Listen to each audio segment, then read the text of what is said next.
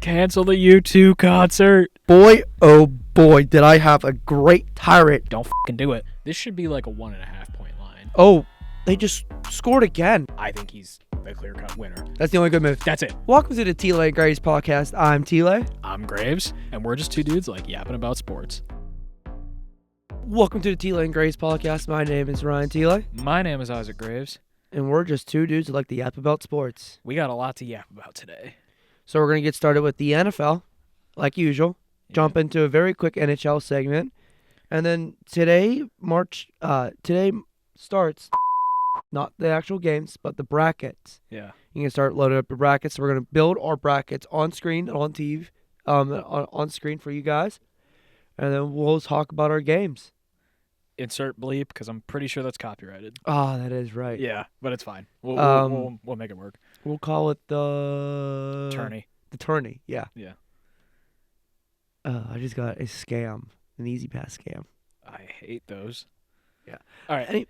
Anyways, let's get started with the NFL. We're going to talk about the free agency yet again because it's still been ridiculous. Yeah. As we just saw about 2 minutes ago, a former first-round draft pick for the Pittsburgh Steelers signed with the Miami Dolphins. Love it.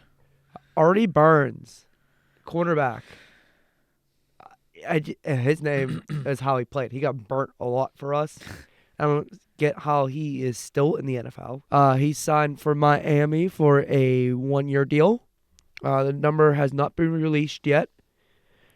If it's over like $4 million, then it's not worth it. You know, I think this is only the third move Miami's made the entire free agency. Well, we got some grading to do, so yeah, it's gonna be fun. This will be fun. So let's talk about the big contract that happened over the weekend. Last night, actually. Yeah. Like I saw the notifications coming in from my watch. I think it was like, I want to say it was like 12:45 in the morning or something. Yeah, insane. And, Jamar Chase and T. Higgins were both signed by the Cincinnati Bengals. 4 years each. Chase is 100 and how many million? Jamar Chase. I have CBS Sports What's the Work today. Jamar Chase was 161 million. And T. Higgins 115 million. To have $200 million receivers on your roster is crazy. So there's a stat that just been released about the 2019 LSU, the LSU Tigers. Yeah.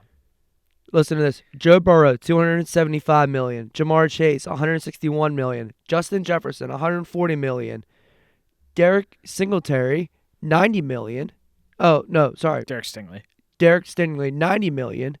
Damian Lewis, $53 million. Leonard Crushberry, $50 million.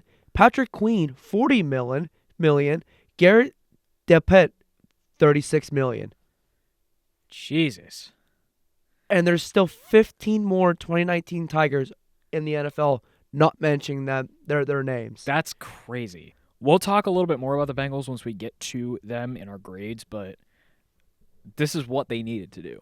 Yes. There's no other way to put it. This is exactly what they needed to do to have a remotely competitive offense.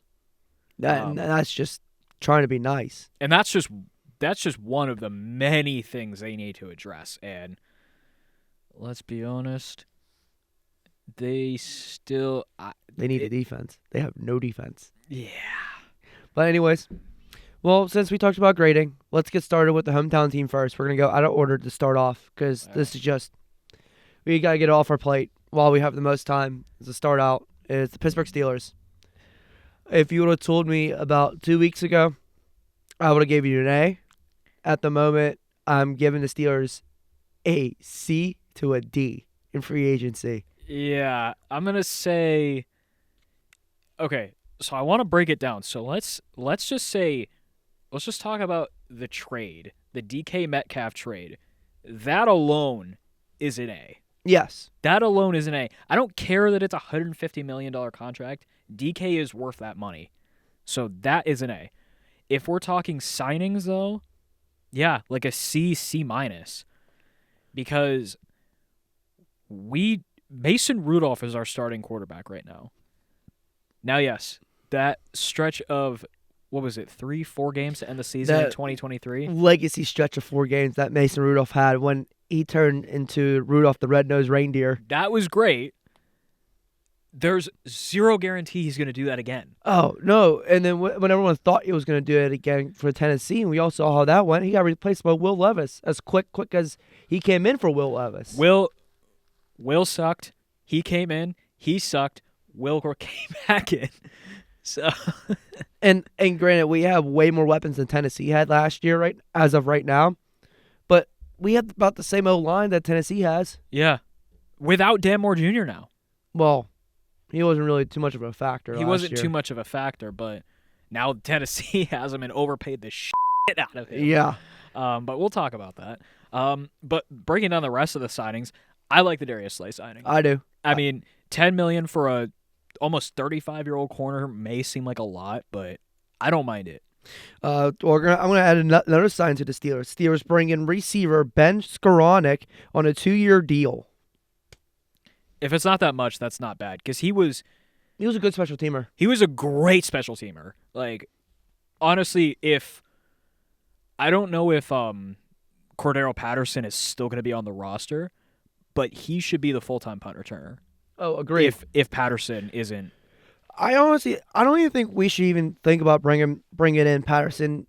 He's not as fast as he used to be. No, because he's what, like 33? Yes, he's an older guy. All right, Brooke Pryor, a reporter for the Steelers from ESPN. She said, Brent Skoranek is back on a 2-year deal. No number has been released. All right, well, Skoranek is a wide receiver 3, so I doubt it's going to be a ton. I would say, I give it at least, at minimum $6 million, per if year. that, per year. I think that makes sense. But yeah, the rest of the signings, Darius Slay's good. Malik Harrison, I don't know anything about him. I don't I understand the signing, and I understand that we need linebacker help, especially in the interior linebacker, because we got killed by the run game. We got to get a running back somewhere in the draft. Yeah, because Jalen could be good at RB1, but we don't know. And then Kenneth Gainwell was a glorified running back too. Pretty much, yeah. And it helps to be behind Saquon when the run game opens up more because of Saquon. He was cheap though, so I'll take it. He's just another Jalen Warren built. He's built just like him. If Warren has an incredible season and they let him walk, what are we doing? Yeah, Parham. I don't get why we got another tight end. We have 3 right now. Yeah. Unless we just don't sign Hayward back, Connor Hayward is who I met. Little Hayward. If he doesn't come back, which honestly I wouldn't mind if he didn't, because he hasn't done anything. No, I'd much rather have Darnell as a blocking tight end. And then not even that, you could use Darnell don't even get me started. Darnell in the pass game should be used more. Oh yeah. But even yeah, for as big as he is, he can catch the ball really, really well. He is only making $1.17 million. We're not going to use him. We're not going to use him. He's just a wasted roster spot. Like, I doubt, come training camp, I doubt he'll make the 53-man. Oh, yeah. Agreed. I think he'll end up on the practice squad. He'll be a complete afterthought. And then Ryan McCollum, I don't know. Do you use him as your starting center? Or no, why? Or would you rather have you got to have Nate Herbig? No, Frazier. Oh yeah, Zach Frazier too. We drafted him to be our number 1 center. He was good all year long. He was solid all year long, and he got a little banged up throughout the year. But if anything, he's good, and he's a Steeler lineman. If you go back and watch him, he gets past the first level, goes to the second level, and bullies the linebackers. Yeah. So why are we throwing competition in there with no need for a competition? Yeah, I guess. So it just baffles me. But again, we are still missing a quarterback. Mm-hmm. Right now, what the way it's looking, our quarterback's on the beach Yeah. with a towel. We have to draft. Like honestly, Jackson Dart. Jackson Dart is a possible idea for us, and I'm excited for that Yeah. because I like him coming out of the draft. He has a beautiful deep ball, and he's very accurate, a lot more accurate than most of the quarterbacks in this draft. Yeah.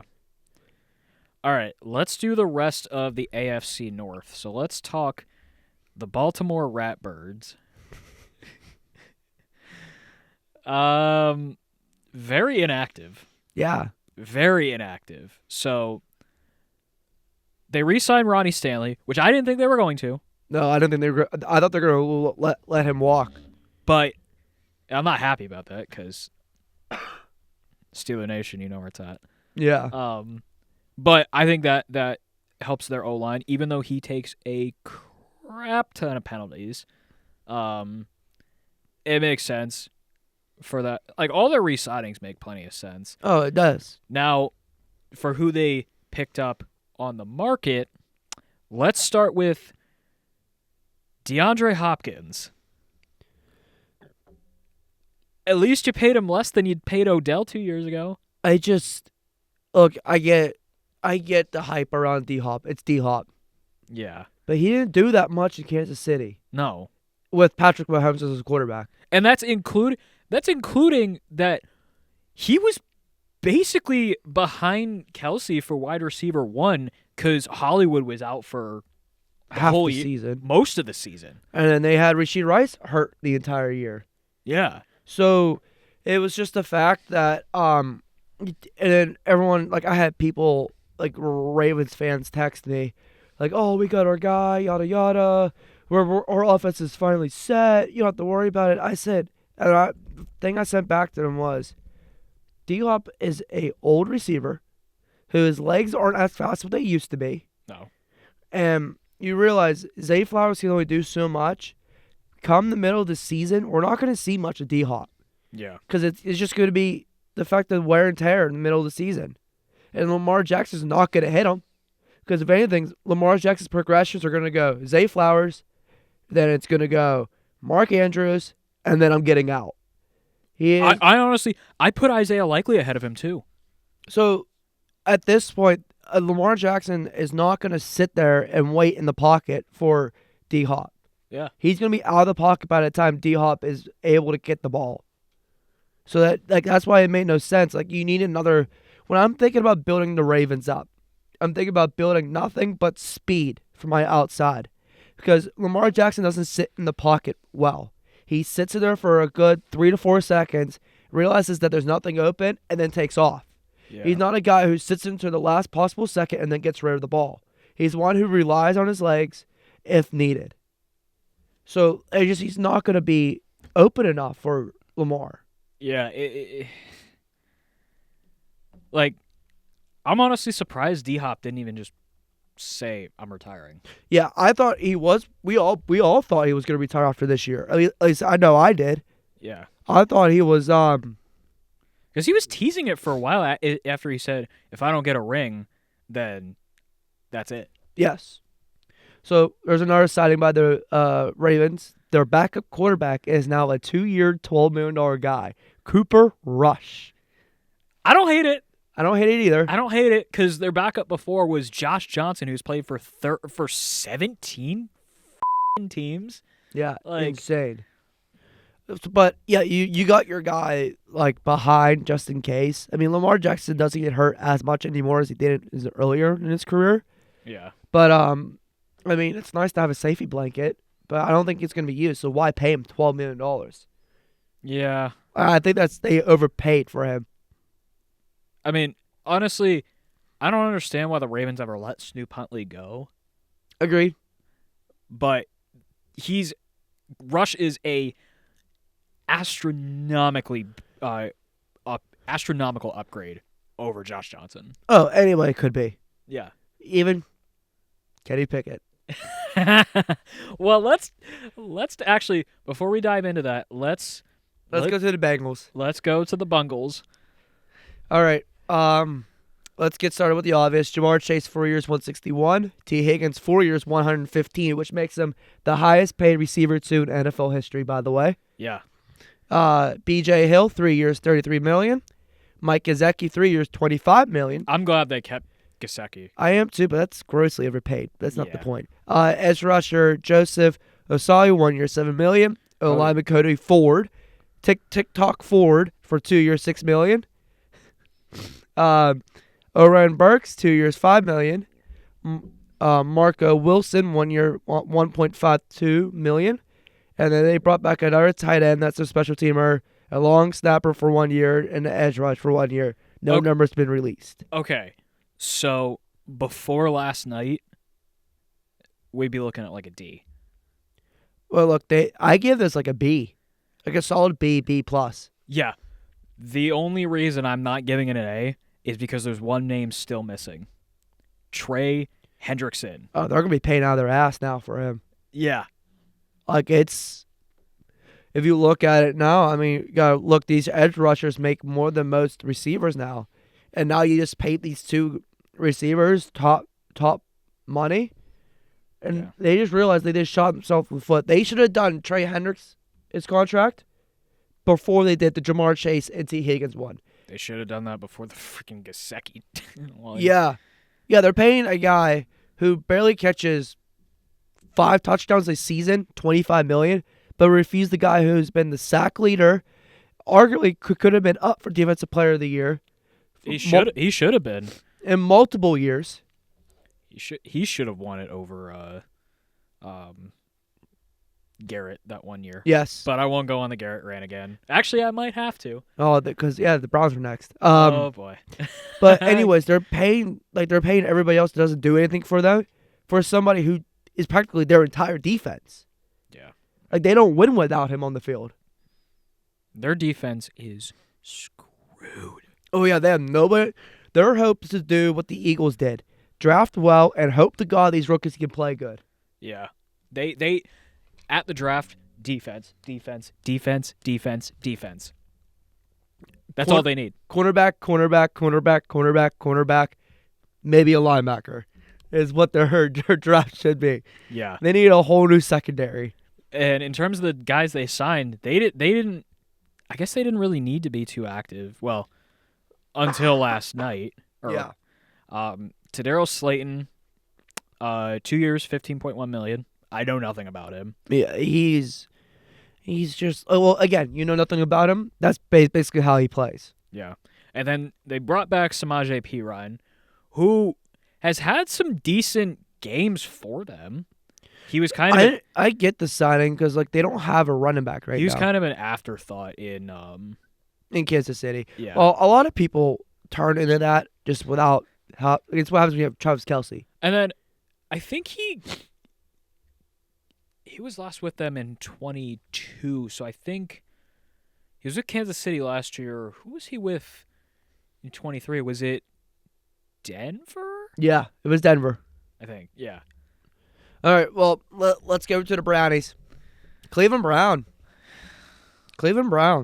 Well, before we get who they traded for, let's talk about who they retained. Myles Crybaby Garrett, 4 years, $160 million. Myles overinflated ego Garrett. Myles helmet swinger. But they signed Malik Collins, 2 years, $20 million. Offensive tackle Cornell Lucas, 2 years, $10 million. Edge rusher Joe Tyron Sionka, sorry if I misspelled your name, missaid your name, 1 year, $4.75 million. And then former Steeler legend Devin Bush, 1 year, $3.25 million. This, I'll just go and give my grade. This is a D-. Whoa. Okay, their signings and retaining, maybe a C-D. Now, who they traded for is an all-time A in my book. Of course it is. He's an all-time A. So, they traded DTR, who UCLA, he played Pitt in his final college game and lost to Pitt, but Nate Yarnell was playing. No, not Nate Yarnell. Nick Patty was playing, who was the backup for one man, and one man only. Kenny Smallhands. Watch yourself. That's Kenny's Super Bowl champion right there. That's Kenny Fake Slide. Kenny can't get the ball off. Shut up. Kenny Pickett is now a Cleveland Brown. Pitt's been doing these renderings of him in the Browns jersey, and it just makes you want to throw up. It doesn't feel right that he's a Brown. I'm surprised the Eagles didn't keep him, to be honest. Yeah, me too. Or I'm surprised that because they downgraded so hard in backup QB. Oh, for sure. Which is going to be needed because Jalen Hurts gets hurt. Yeah. So, anyways, Eddie Pickett was told, because he told the Cleveland Brown media, that he is in contention to be the starting quarterback to come out for the season for them. So there's a chance that Kenny Pickett get back against the Steelers this year. Yeah, I mean, we'll do another mock draft in probably 2 weeks. The Browns have the second overall pick, so there's still QB options on the market. Well, I think they should go for that, especially if they don't re-sign Jameis. Agreed. Which it's not really looking like they're then going again, to. you look at that quarterback room. You got Deshaun Watson. That guy. And I won't call him what I called him last week. Thank you. I don't have to do any more editing. Hey, I'm doing all the editing here. I don't have to make the graphic. Kenny Pickett and Jameis Winston. What a quarterback room they have right now. But at least they have 3 in there. We only have 2. Yeah. I'll get into it. But yeah, no, I give them an overall a D minus, closer to an F, because they have no receivers. No, they have no outside help. So we're gonna see Kenny be in another offense, and it has no weapons, and they're probably gonna be without Nick Chubb. Yeah, they haven't signed him back yet, or he's still a free agent. He's gonna walk.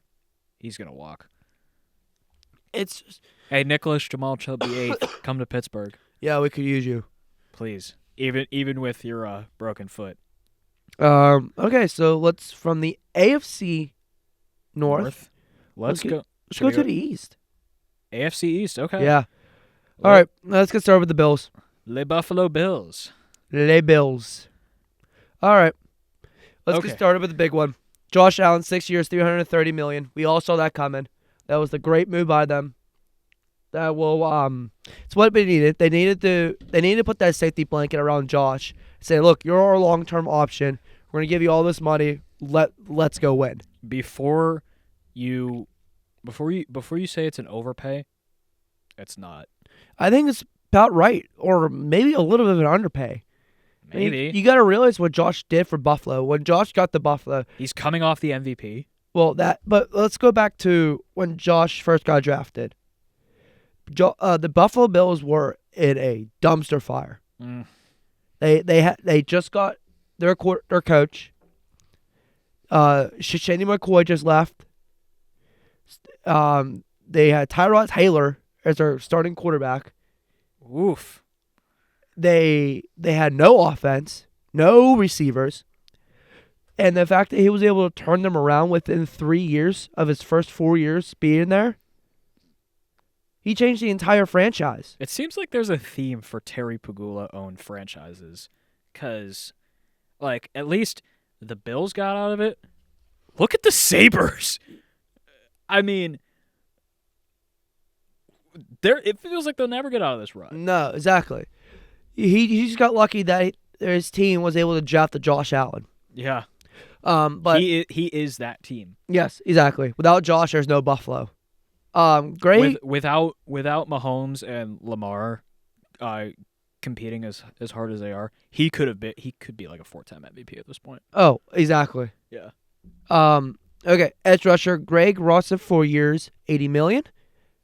That's okay. They needed some more edge help, especially since they let go of Von Miller. Yeah. Kyle Shakir, 4 years, $60.2 million. He is underrated. Very underrated. I think he's underrated. Now, do I think he's a $60 million receiver? No. Maybe give him a 40? No. Listen to this. You go for the 2-year option, and $40 million total. Yeah. No, sorry, you earn up to 40, and about 20 of that's guaranteed. Let him say, okay, I need to prove myself more, because honestly, he needs to prove himself more. Is he their wide receiver 1, though? He's going to have to be, because Coleman's not ready to be a receiver 1. Coleman's not ready to be a receiver 1. Amari's gone. I actually like Coleman a lot as a receiver 2, but we need to see more out of him. And granted, he was hurt for most of the season, Yeah. but I like him as a person. He is insanely funny in the media. But yeah, no, Shakir should have got a smaller contract to say, hey, you're going to have to prove yourself again. But anyways, I digress. Our linebacker, Terrell Bernard, 4 years, $50 million. Another guy that they needed to keep. Yeah. Because they lost a lot in their defense last year, and you saw it. Well, because they were like $80 million over the cap? Yeah. So they kind of had no choice. Running back Ty Johnson, 2 years, $5 million. He's a solid backup for Cook. Yeah. And he does his job. Now they signed former Pitt Panther safety DeMar Hamlin, 1 year, $2 million, which is, yes, I'm very happy they did. I was worried that he wasn't going to come back, and I was worried that he was going to go somewhere. Now this is a prove it. Bring him home. Oh, it'd be nice. I think that this is a prove it contract. Yeah. This is saying, okay, that you are officially 2 years removed from the incident. It's time to prove your worth for this team. So this is a if I was DeMar, I would be like, okay, I'm gonna buckle down. I'm gonna prove my worth to this franchise. Yeah. And then they signed long snapper Reed Ferguson, 4 years. Okay, so their retained contracts, B+. Yeah, B. Like, All right, now let's look at their signings. This is where it gets interesting. So let's start with who, personally, I thought was a surprise, Joey Bosa. Yeah, 1 year, $12.6 million. I thought he was going to San Francisco to join his brother. I like it. I do. Now, look, they brought back Gray. Now you put them on opposite sides. That looks like a solid D line to start off the year. Yeah. And this is another, like I mentioned before, just like DeMar, this is another prove it for Joey Bosa. Yeah.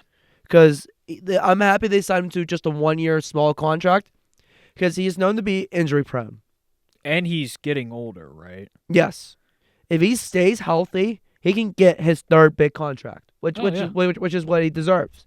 Yeah. But it's just the fact that he has to stay healthy for a full season. Outside of that, though, I don't think there's another very good contract that they signed. Josh Palmer, I think that is bad. Bad. Because way too much money. He's going to get lost in the depth chart. There's no other way to put it. He's a receiver 3. Yeah. Like, he's going to get such What I don't understand is that they have this massive contract. This year for receiver in the draft is stacked. Yeah. Why didn't they go out and draft another receiver first round? And then you have 2 receiver on rookie contracts and then a guy for the next 4 years. Knowing them, they're gonna end up trading out of the first round, but we'll get there when we get there. But I think that they should have just went out and say, hey, you know what, we're gonna take a Isaiah Bond, Yeah, or try to trade up and get that kid from Ohio State that the Steelers were projected to get. yeah. Oh, and let's talk about this. Let's combine these two. Larry Ogunjobi and Darrington Evans get signed and then immediately get busted for PEDs. Yeah. I tell you what, we dodged a bullet with Larry. Yeah. I guess there was a reason they cut him. Yes, and I think they knew. Allegedly, I think they like.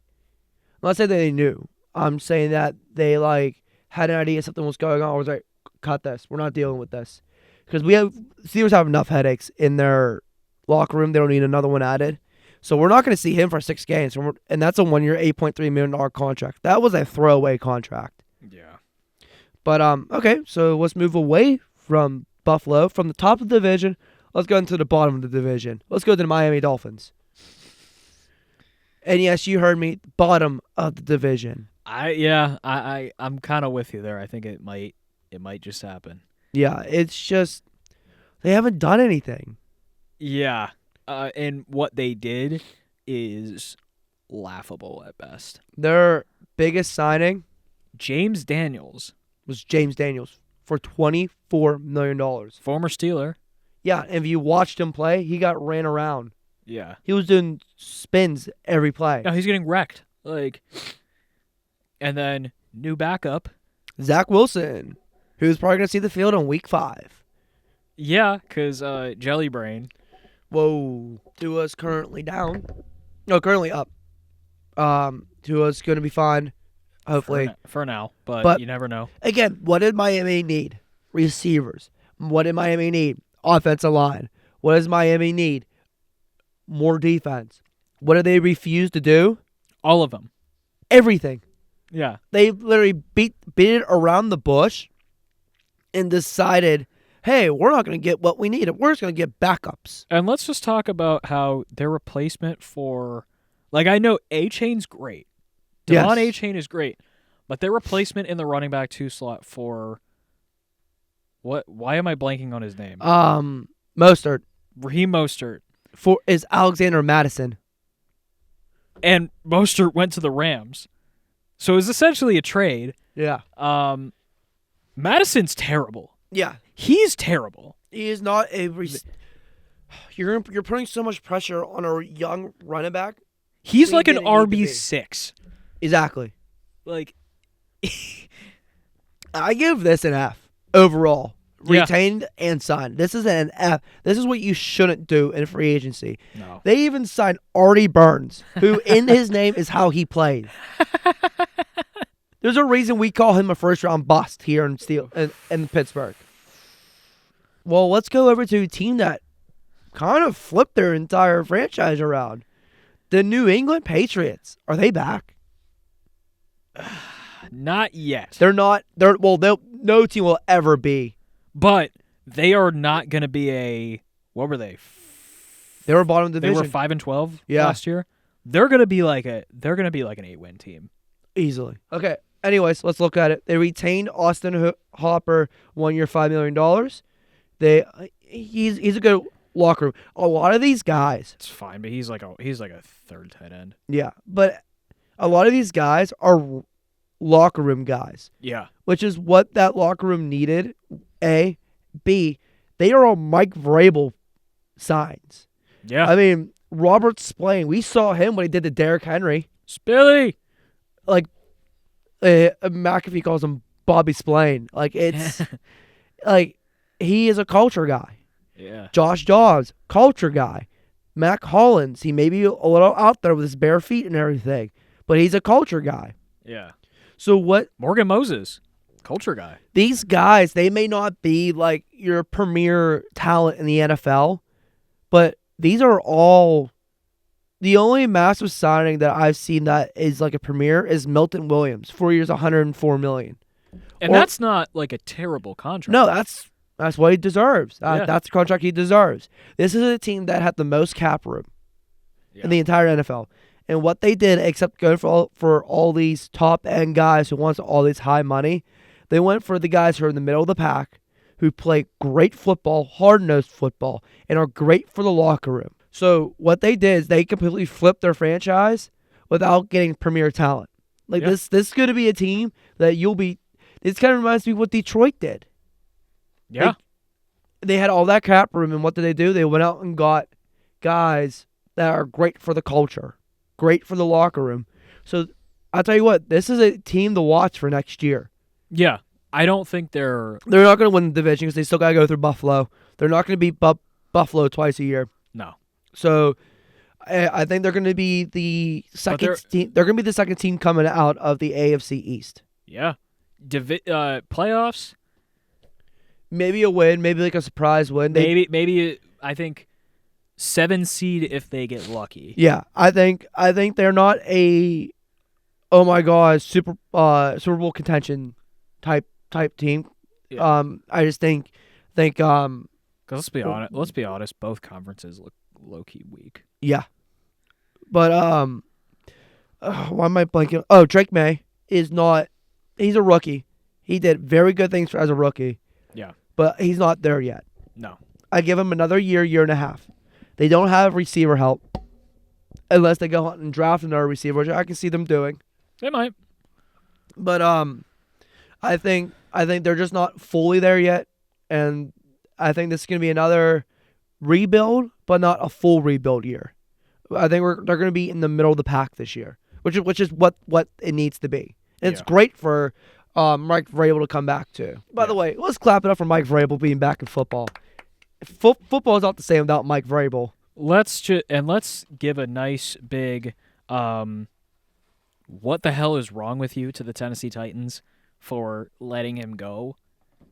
Like, I'm not saying Brian Callahan's a bad coach, but the point of getting rid of Mike Vrabel when he was not even close to the problem there, what are you doing? Mike Vrabel is easily a top 3 coach in the NFL. Yeah, you heard me. Top 3. I have Andy Reid.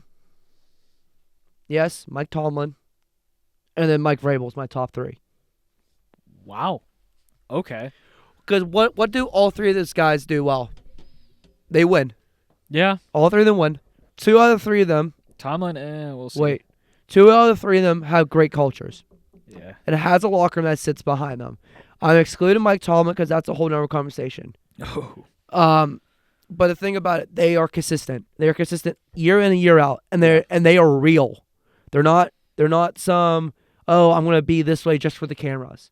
You can see that the players love to play for him because how he is on the camera is how he is in the locker room. Yeah. So for me, that's what the coach should be. And all 3 of them are amazing leaders. And their speeches are something else. Yeah. All right, well, so let's get away from New England, and let's go to the New York Jets. Look, you got to realize what the Jets are going through right now. Currently have a quarterback that's only played. This is what his 5th year in the NFL, 6th year, 5th. Okay, and he's been on his 3rd team in 5 years. Yeah. Granted, he got traded, so you can't really say that he was a free agent and signed. But this time you can say that. Well, you get what I'm saying. Yeah. Like, there's rookies that do well, get cut. Well, that do terrible, get cut, go to another team, does terrible there too, gets cut again, then comes to a 3rd team. Yeah. They are going complete new leadership in that building. From, well, honestly, probably ownership as he's going to be, as Woody is rumored to be an ambassador again for the United States. So they're going to be from top to bottom new leadership. So this is a complete rebuild year yet again. For complete rebuild for the New York Jets for the 20th straight season at this point. But the thing about it, Aaron Glenn, he's going to be a very good head coach. I think so. Yeah. Like I see a lot of people ripping on him, but I don't think he's going to be that bad. No, I think he's going to be better than Ben Johnson at this point. Okay, that's a little bold. There's a reason. Look, Ben Johnson is good. He's good at what he does. But Aaron Glenn has so much time on him. Yeah. And granted, if I see the Jets go to about 6 wins this year, it's a great season for them. Above 6? Above 6. Jeepers. Because look, I think they're going to get above 6 wins for one reason. Their coach is going to be like Dan Campbell. He's going to deliver the message and have that team running through a wall. Has the Dan Campbell influence. Yes, exactly. So we're going to see a lot of Detroit in the same old Lions era. Yeah. Here. And then they're going to turn around within 3 years. And with a, let's be honest, better defense than the Lions. Yeah. Even before the 5 layers of injuries the Lions have. Yeah. So let's see. Okay, they signed Justin Fields 2 years, $40 million. Good for Justin. That should have been here. Good for Justin. Fuck you, Omar. Brandon Stevens, 3 years, $36 million. They added another cornerback to that already stacked cornerback room. Yeah. They added safety Andre Cisco, 1 year, $10 million. Great deal. Sure. I mean, again, we're gonna get this team's gonna be very defensive heavy because they have the defensive coach. Yeah. They got right tackle, former Steeler. Chukwuma Okorafor. The walking holding call is what I called him. That's actually a pretty good way to Inside describe tight end Stone Smart. That name, if he plays good, that's a name. That's a name. That is a name. They signed center Josh Myers, which they need offensive line help. Then they got punter Ashton McNara. Well, okay, you may give me a look because it's a punter, and I mentioned him. Punters are people too. They matter, okay? I wasn't giving you a look. Remember, special teams equals special plays, which takes special players to do. Special teams, special plays, special players. They retain a couple guys, but nobody worth noting. Yeah. So, this is honestly a D for the Jets. I go C-. Well, Because I actually like the Fields contract. I do too. Most of these contracts I like because they are also playing. They are also playing gymnastics with the salary cap because they have that Aaron Rodgers contract. They're still trying to figure out how they get rid of it. It feels like Garrett Wilson is going to be wide receiver 1, 2, and 3. Yep. So. Yeah, exactly. Okay, so that's it for the AFC East. Am I correct? Am I missing a team? No, that's it. No. Okay, let's go to the South. AFC dumpster fire is the AFC Houston Texans. That's basically it. All right, let's just get started with the Texans. Is that really the first?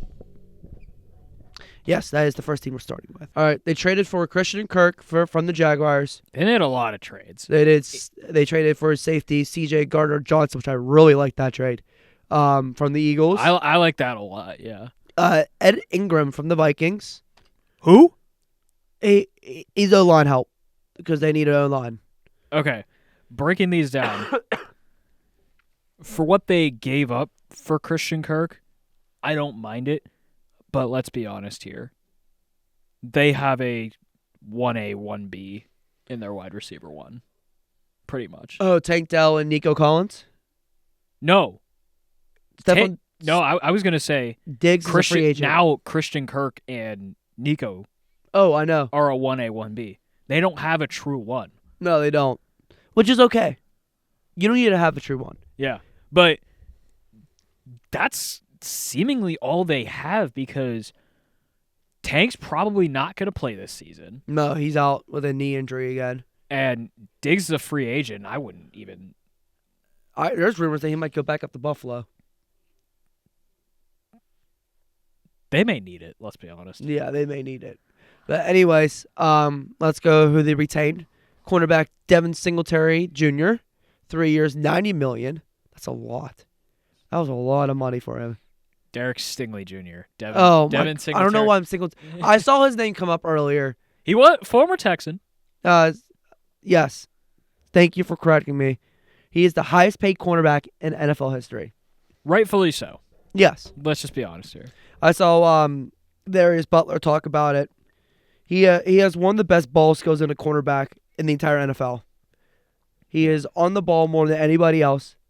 He is uber athletic. Once they get the ball in his hands. Insanely athletic. I'm glad we don't have to play the Texans this year. Yeah, me too.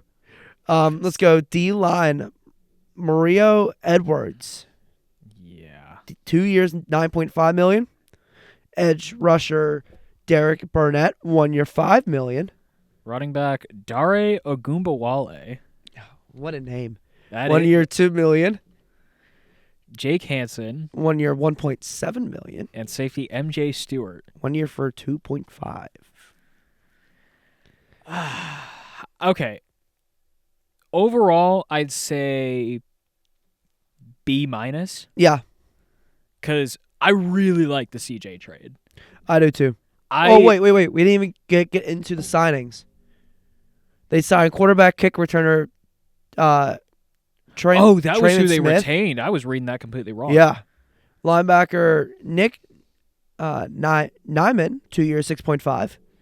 D-tackle Sheldon Rankins, 1 year, $7 million. Edge rusher Daryl Taylor, 1 year, 5.25. Laken Tomlinson, Yeah, I know. 4.25. Braxton Berrios. Oh, lovely. He's on another team. Yeah. Wide receiver 4. That's putting it nicely. And Justin Watson. For an undisclosed number. So they may have a 1A, 1B, 1C, let's be honest. Because Justin Watson's underrated. Yeah, he is. But, no, I give him a B. Yeah. They still need to do more, especially on the offensive line. They need another offensive lineman. Because they don't have a single offensive line. I think C.J. Stroud, next to a couple other guys, were the most hit quarterback in the entire NFL last year. And let's not forget, they have now a huge Laramie Tunsil-sized hole to fill. Massive. That's why I was so shocked with that trade. Yeah. Okay. Let's get started with... No, let's go down to Jacksonville. No, let's do the Colts. Want to do the Colts? Yeah. All right, let's go to the Colts. Why can I not find the Colts? They're right under them. They're right under them? Oh, here we go. All right.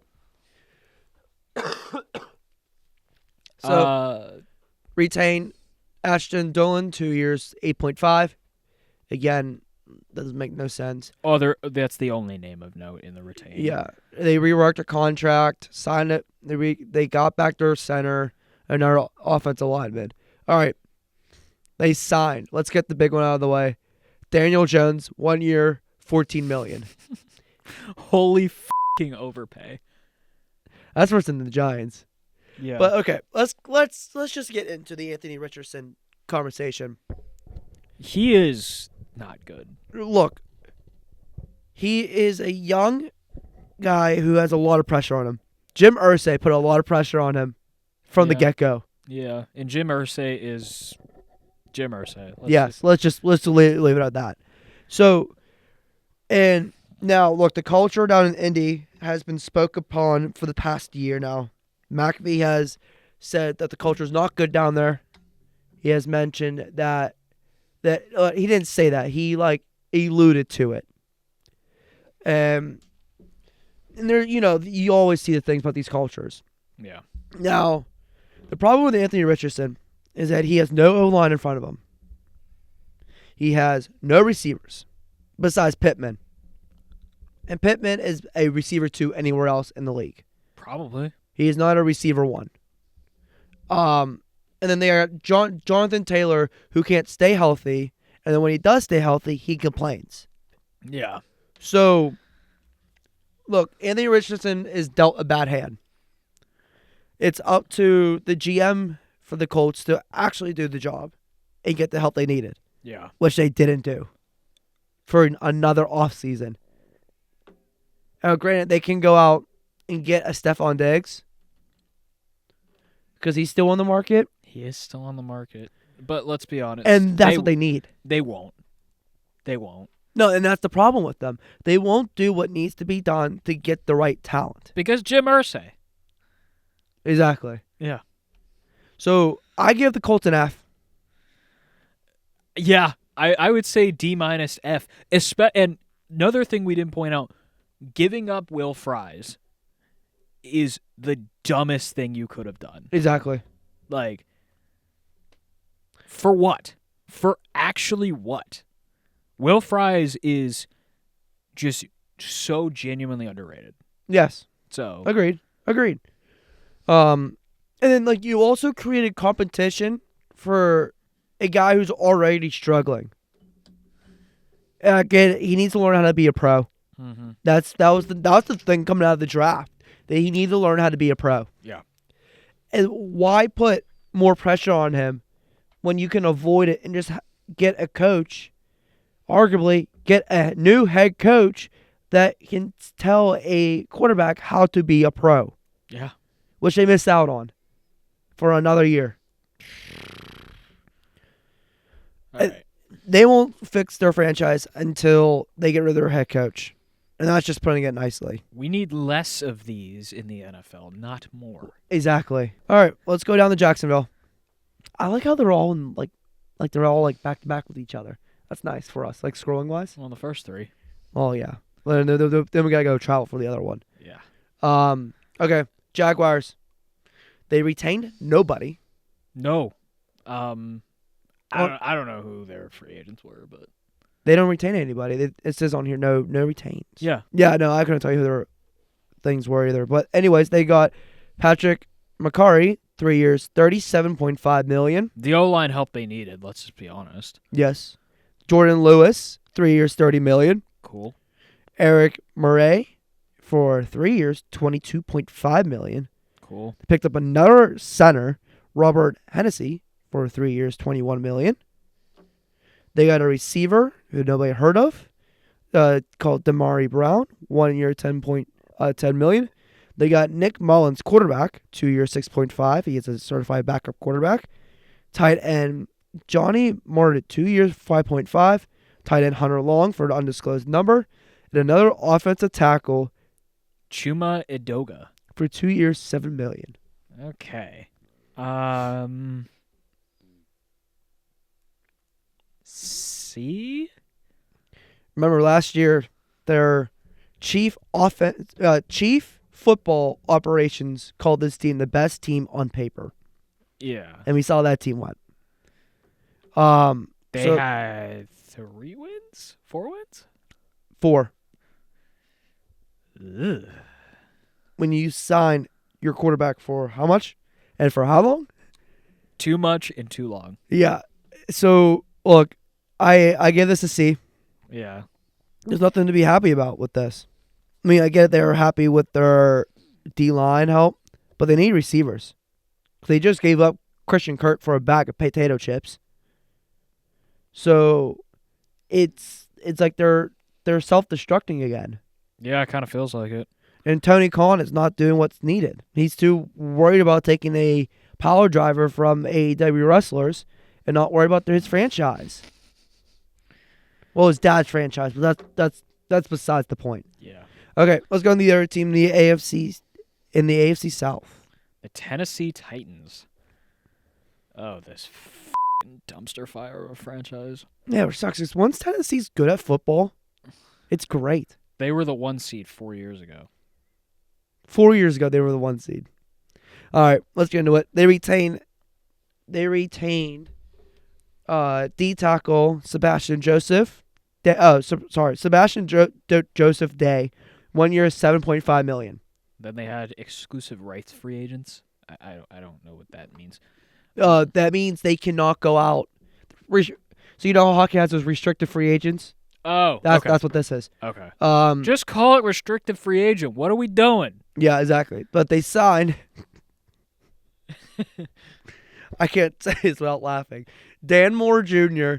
to a 4-year, $82 million contract. What the hell? Dan Moore, whoever your agent is, he is a great guy. You Good. bet. Look, Dan Moore, good for you for getting that money. But Tennessee, What the hell? what are you doing? They did this with Calvin Ridley last year. Overpaid. Yeah. Way overpaid. All right. They got Kevin Zeitler for 1 year, $9 million. My website just crashed again. Cody Barton, 3 years, $21 million. They got Van Jefferson back. I saw that. 1 year, 2.5. Yeah, that's great. We saw what he did here. So cool. They have wide receiver. They have a ton of wide receiver threes, including him and Tyler Boyd. Or is Tyler Boyd a free agent? Tyler Boyd is still on that team. Okay. Yeah. Brandon Allen, quarterback. Okay. Punter Johnny Hecker That's a great punter. He's a great punter. He's really good. and OT Blake Hance for an undisclosed. And safety Xavier Woods. Yeah, and they're all, like, I don't want to call them has-beens, but It's kind of what it feels like. it's like misfit toys. Yeah.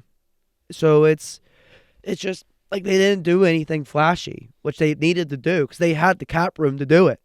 Yeah. Their flashy move was Dan Moore, who arguably all he did was open and close a door the entire time. Pretty much. If you looked at he play, those players were walking into a bar, but hey, what's up? Because he didn't block them. Yeah. All right, let's go to the AFC West. Let's say D for Tennessee. Yeah, a D. D minus. Yeah. All right, we are coming up on an hour for NFL, so let's get through the rest of these a little quicker. Okay. We got a lot to get through. So let's go to the AFC West. Okay, let's start with the Denver Broncos. Note that defense is going to be disgusting. Yeah, it's an insane defense. Yeah, like that. Okay, let's go through it. Jones, 3 years, for $39 million. Evan Ingram, tight end, 2 years, $23 million. It was technically not a retention. I don't know why that's there. Yeah, that's a signing. Jared, okay, they picked up they decided to back up quarterback. Justin Sherrod, 1 year, 2.7, and then long snapper for 1 year contract. They signed. Do you want to say that? Talanoa Hufanga, 3 years, $45 million. Dre Greenlaw, 3 years, $35 million. Offensive tackle. They got what they needed. They got an offensive lineman to help Bo Nix. They got a receiver in Trent Sherfield, a senior, another solid receiver, an underrated receiver in my opinion, for Bo Nix. I give them an A. Because what they did is that they added to a top 3 defense in the NFL. Yes, top 3. They're not number 3. No. I get that. The only thing I will say, I'm gonna give them an A minus, because, do they have a running back? Well, they can also draft the running back. They can draft a running back. That's true. So what they did, they made the draft easy for them. Yeah. So they got a lot of pieces that they needed, and they were able to keep them. Yeah. All right. Let's go. Let's go to the Kansas City Chiefs. Oh, these fucking guys. After getting completely embarrassed in the big game against the Eagles, they went out and did a lot. Well, okay. Re-signings quickly. Trey Smith, franchise tag. What are you doing? Give him some money. Nick Bolton, 3 years, $45 million. I like that. Hollywood, 1 year, $11 million. Overpay. Let's just be honest here. Yeah. Because he spent more than half. He spent almost the entire season on IR. James Winchester, long snapper, 1.65. Kareem Hunt, 1 year, 1.5. Okay, he's expendable. And Juju, that fucking guy. He's a great guy. There's nothing wrong with him. I don't get why everyone hates on him. He's a good receiver. I mean, if he's not on TikTok, then yeah. Well, he's fine. okay. Let's get into it. The TikTok situation. This all stems back to coaching. Do you see him on TikTok anymore in Andy Reid's locker room? No. Do you see him doing anything dumb on social media in Andy Reid's locker room? No, not really. So, okay, let's talk about it. He was a rookie when he did that. Oh, sorry. He was in his second year. He was young. He was stupid. Everyone makes mistakes. And he had a coach that didn't tell him that, hey, you're a pro now. You can't be doing this. Yeah. So, look, he's a good receiver. A solid receiver, too. He is a guy who's good in the middle of the field. He is a great pickup for them. And any team's lucky to have him. So the fact that he gets as much hate as he does is insane to me. Yeah. All right, let's talk about their signings. They decided to rebuild their quarterback room. Yeah. Basically. Wait, so before we talk about Mitch Mania, they signed arguably one of the best quarterbacks in the league, Bailey Zappi. Yeah, I was gonna talk about that. So they go from Patrick Mahomes and Carson Wentz at the backup position, to a QB 1, 2, and 3 of Patrick Mahomes, Minshew Mania, and Bailey Zappi. So social media heaven. That's the quarterback room, minus Mahomes. The other two are just names that you're like, oh crap! I remember him when he hit that 2-game win streak. I started reading. I started reading from the bottom up, and I was like, oh, Bailey Zappi's their backup now. That is an insane downgrade from Carson Wentz. Yeah, but they have Minshew mania. Minshew okay. Mania, who they're probably about equal. They restricted their punter. Okay. That's something great. Elijah Mitchell. Okay. I like that, actually. Why? I mean, he was a decent guy in San Francisco. Yeah, San Francisco probably should have kept him, but well, they didn't need to, and kind of like how the Chiefs don't need them. yeah. Like they have a solid running back. Oh yeah, Pikachu. Yeah, and then they also have Xavier Worthy who can play running back if needed. Yeah. So like, let's talk. Like they don't Well, need it. if he doesn't go to prison. Well, that's okay. We made this joke already on the vlog. Shout out vlog. Go ahead and go watch it. Should be on the podcast before this podcast episode is released. Go ahead and go back and watch us react to the Penguins. But anyways, that's a great plug. Great plug. That is a segue into a plug. That was epic. Jalen Moore, 2 years, $30 million. Not mistake me wrong. He was a former Steeler at 1.2, wasn't he? I can't remember. They got a cornerback and Minshew. They did a lot, but nothing at the same time. Like they did nothing to help their team. B? I give them a C or a C minus Yeah. because they didn't do anything to help their team out. I guess. Yeah. All right, Las Vegas Raiders. Las Vegas Seahawks. That is the Las Vegas. Raiders. Okay. So let's just talk about the elephant in the room. Geno Smith is a Las Vegas Seahawk. You want to explain why you're calling the Las Vegas Seahawks?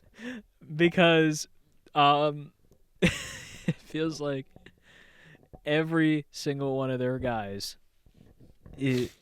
every single one of the Seahawks guys is heading there.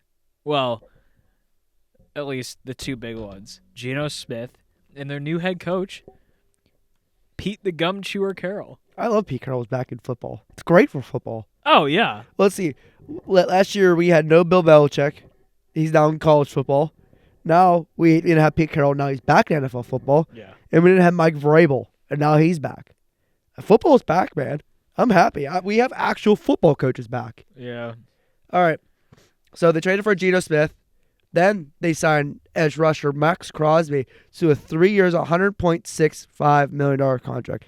Thank you, Raiders. You're going to make us pay $100-some million for TJ Watt. I appreciate that. Our cap space is so happy that you did that to us. Thank you. The cap better be going up by a shit ton. Yeah. They just gave the biggest middle finger to the Steelers to say, have fun signing TJ Watt. Thank you. We appreciate that. We'll find a way. D tackle Adam Butler, 3 years, $16.5 million. Okay. Edge rusher Malcolm Kuntz. I'm so done with this website. 1 year, $12 million. Safety Isaiah Pulamoa. 2 years, $8.45 million. Former Steeler Elandon Roberts. 1 year, $3 million. Who? That's not a retention, but okay. And cornerback Darnay Holmes, 1 year. No number has been disclosed. And signings. Jeremy Chin. I like it. 2 years, $16 million. I do too. Alex Kappa, 2 years, $11 million. I mean, O-line help, I guess. Yeah. Eric Stokes, 1 year, $4 million. Cool. Most are 1 year for 1 year, 2.1. I love that. I like that a lot. I love that. He's going to fit in just fine up there. And, dude, do they ever need the running back? Oh, yeah, they do. Should they still draft Genty, though? Yes. Yeah. Because Zamir White's like a RB7. Yeah, exactly. And Lonnie Johnson Jr. For an undisclosed number. There's a lot of undisclosed numbers. A lot. Which is scary. We're a week into free agency. Yeah. Look, I give them a solid B minus. Yeah. Just because they did what they needed to do. These aren't splash players, but these are culture guys who are good in the locker room and can win ball games. Now, are they going to be on top of the division? Hell no. Are they going to be on top of the NFL? Hell no. This is a rebuild year. Yeah. They're going to be with a rookie quarterback and a rookie running back. Oh, sorry. No, they're going to have an old quarterback and a rookie running back. Yeah. And they have a new coach. So they're not going to be good. And if Geno Smith fails, welcome back Aiden O'Connell. Yeah. Oh, shit. Here we go. Okay, let's go to L.A. What the all right. The Chargers. The Chargers. Okay. So they retained some guys. Yeah. You want to read them out for us? Cornerback Elijah Molden, 3 years, $18.75 million. Cool. Troy Dye, 2 years, $5.5 million. Linebacker. All right. Khalil Mack, senior citizen, edge rusher, 1 year, $18 million. He's still insane though. Yeah, he's one of those guys that don't age. Yeah, he's timeless. Bradley Bozeman, center, 2 years, $6.5 million. Punter J.K. Scott, 2 years, $6 million. Another senior citizen. J.K. Scott. He's been in the league forever. Jalen Rager, undisclosed, and D lineman Ter Tart, 1 year, $5.5 million. Those are solid pickups. Yeah, but honestly, the guys they got in free agency, a lot of them make a lot of sense. Let's just start. They might be the Los Angeles Steelers. Yeah, Dante Jackson, 2 years, $13 million. Mike Williams, 1 year, $6 million. Running back Najee Harris. Thank the Lord you're gone. 1 year, $5.25 million. Why are you acting like he was complete ass? Okay. Yeah, let's get into it. I didn't want. We've been beating it around the bush with running backs here. I haven't mentioned his name, and yes, you saw a couple weeks ago I had my tyrant on Ryan Graves, and we saw him score. Shout out the vlog.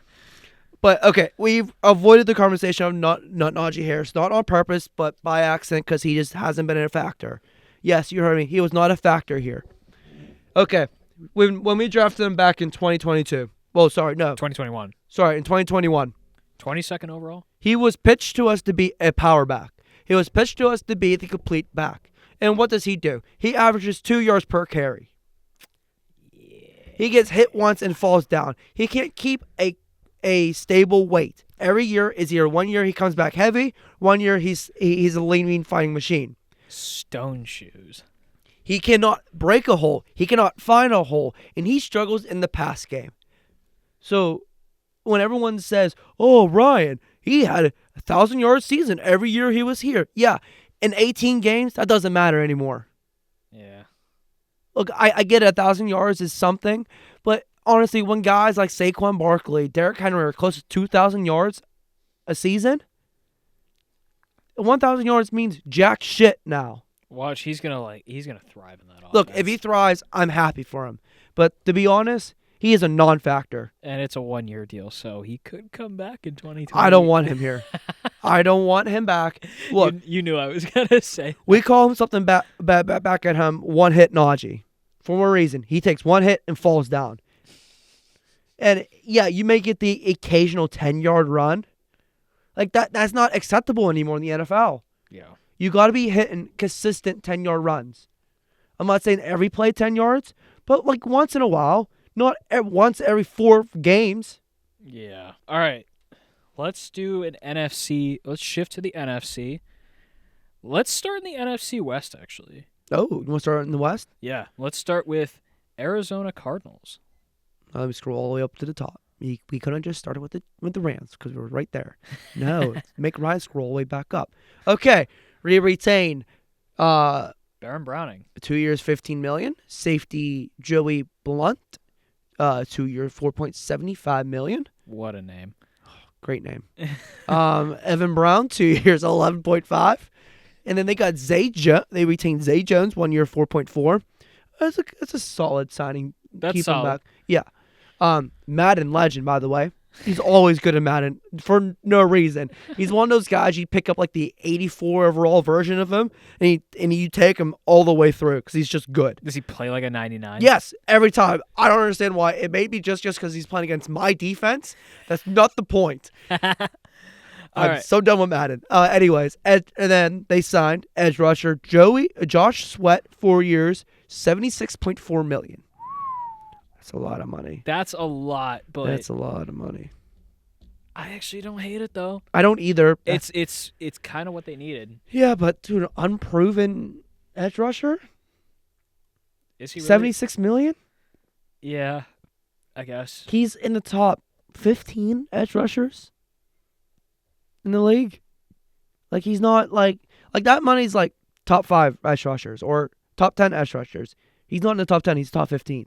Yeah. So that's why I don't understand the 76 number. But okay, keeping on the D line, they signed D tackle Dalvin Tomlinson, 2 years, $29 million. They beefed up their quarterback room with Jacoby Brissett with 2 years, $12.5. Who? I don't even know if they had another backup. I don't even know. And It's not. Kyler Murray might be on the move for what I've been seeing. It's So not. It's not Penn State legend anymore. That was a while ago. Trace McSorley, you know what he did? He threw it on the dime. Yep. That's coming from a Pitt fan. That's coming from Pitt fan. He lost to us once. Doesn't matter. Akeem Davis Garther, 2 years, $11 million. D lineman LJ Cooler, 1 year, $4 million. Linebacker Malachi Walker, 1 year, 1.79. Okay. B minus? Yeah, like this is not going to win any division. No, because I think. I think the Rams had this on lockdown. Oh yeah. The Rams have this division. We can get into it next about the Rams, but they have this division on lockdown. Seattle don't know who they are. The Cardinals are handcuffed by Kyler Murray yet again. They could easily be second though. Yeah, Because let's be honest, like the Seahawks are in the middle of an identity crisis, and the 49ers are for some reason cleaning house. 2 years ago they were in the big game, and now they're rebuilding. Like, what are they doing? Pretty much. Like what? Something had to be. I feel like I'm not comparing to the Bulls, but this is like the same feeling everyone had about the Bulls. Yeah, kind of. It's like, what are you doing? Like, why are we rebuilding? Yeah. But yeah, no, they are gonna be number 2 in the division, in a very weak division. Their version of the AFC South Yeah. is the. Honestly, the AFC South might be better. But anyways, let's go back to LA. Let's go to the LA Rams. The better LA team. Yes, they do. They retain 2 quarterbacks. Yeah. Matthew Stafford, which I thought was going to be a Steeler at one point. He's timeless.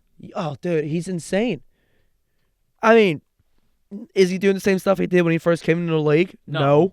He's but 37 years old though. But he's so good. He's still hucking that thing. If we would have got Matthew Stafford, I would have threw a parade. I'd have been so happy. I don't even care he's 37. It's just the fact that he's still on top of the league at age 37. Is he better than Russ? Yes. At this point. Night and day.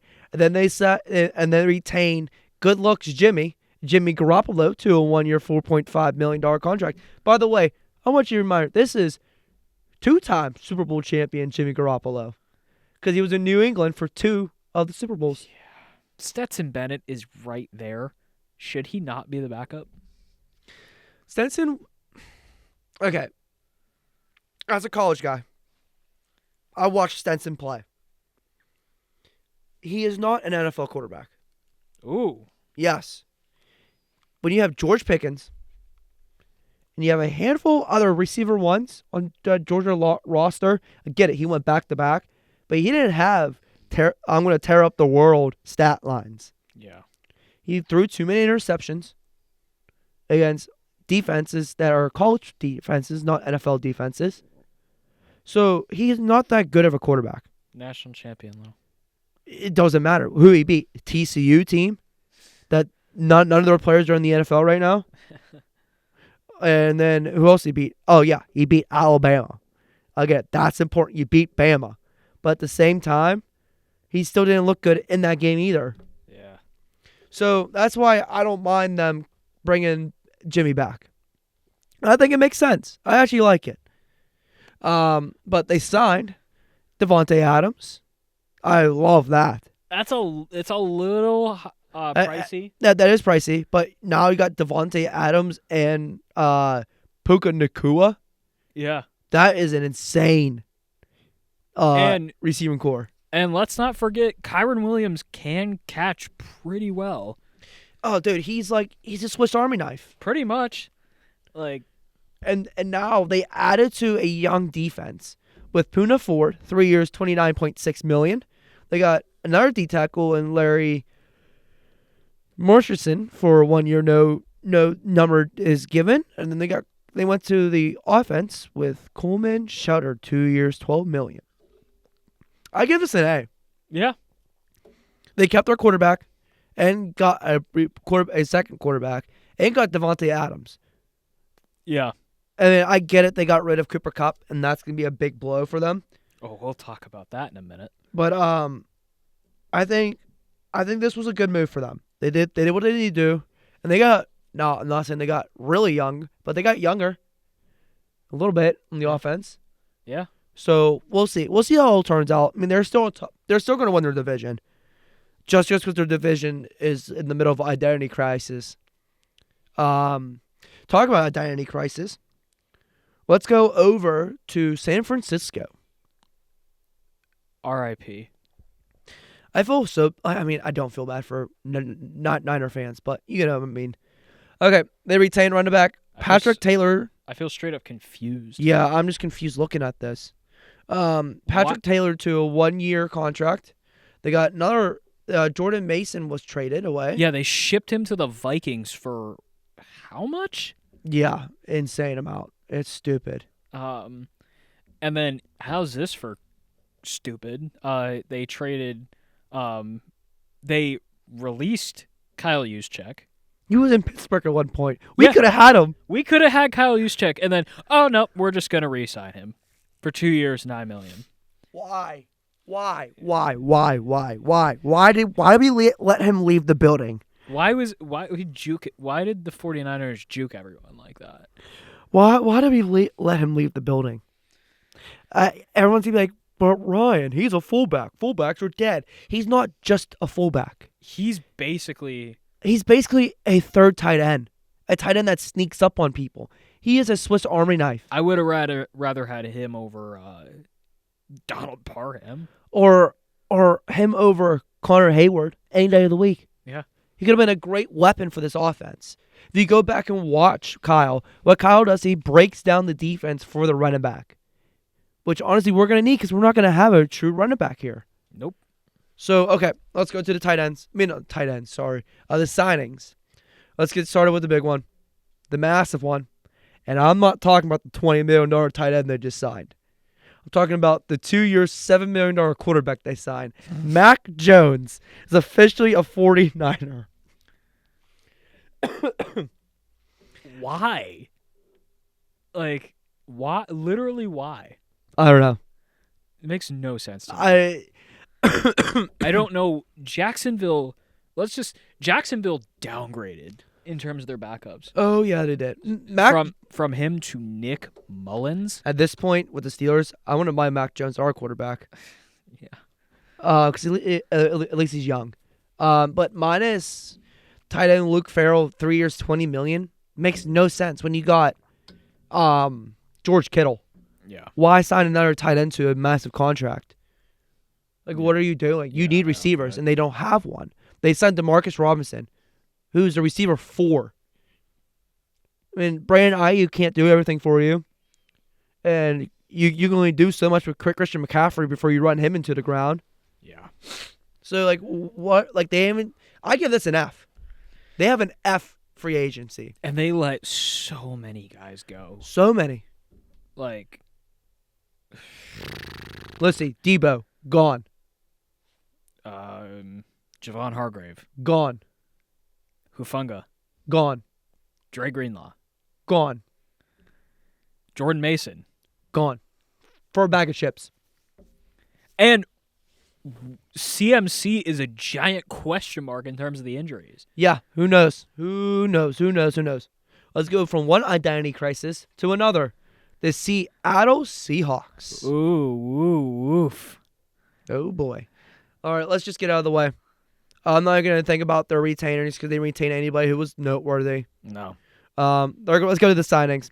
Cooper Kupp, 3 years, $45 million. Yes, Cooper Kupp is returning to his hometown where he played college, where he is originally from, the Seattle area. Yeah. He is officially back in his hometown with a 3-year, $45 million contract. I love the contract. I think it's a little long. Wouldn't mind that contract as a 2-year contract Yeah. since he is older. But it's solid money. It is solid money. Then they signed Sam Darnold, 3 years, $100.5 million contract. Before we get into that, I saw this thing today. I screenshotted it because we're going to have to do a live read. I want to reread this out. The structure allows the Seahawks to escape the contract after 1 year and a $37.5 million. While it's generally frowned upon for teams to scrap contracts when granted flips from injuries only to full in early days of a waiver period, that's what the Raiders did in 2023 with Derek Carr. So this is saying that the Seahawks okay, let's go back. If the Seahawks pick up the second year of Darnold's contract at $27.5 million, it's a 2-year, $65 million deal that averages 32.5 against the cap. That's from Pro Football Talk. This quote was read on the Pat McAfee show. That's where I screenshotted this so I can go ahead and read it for you guys. Yeah. So basically the Seahawks are saying, look, we're going to give you this money, but we don't trust you. No. Like, why? Why, as a guy who are trying to be the number one guy, go to a place that says, we're going to sign you, but we don't trust you?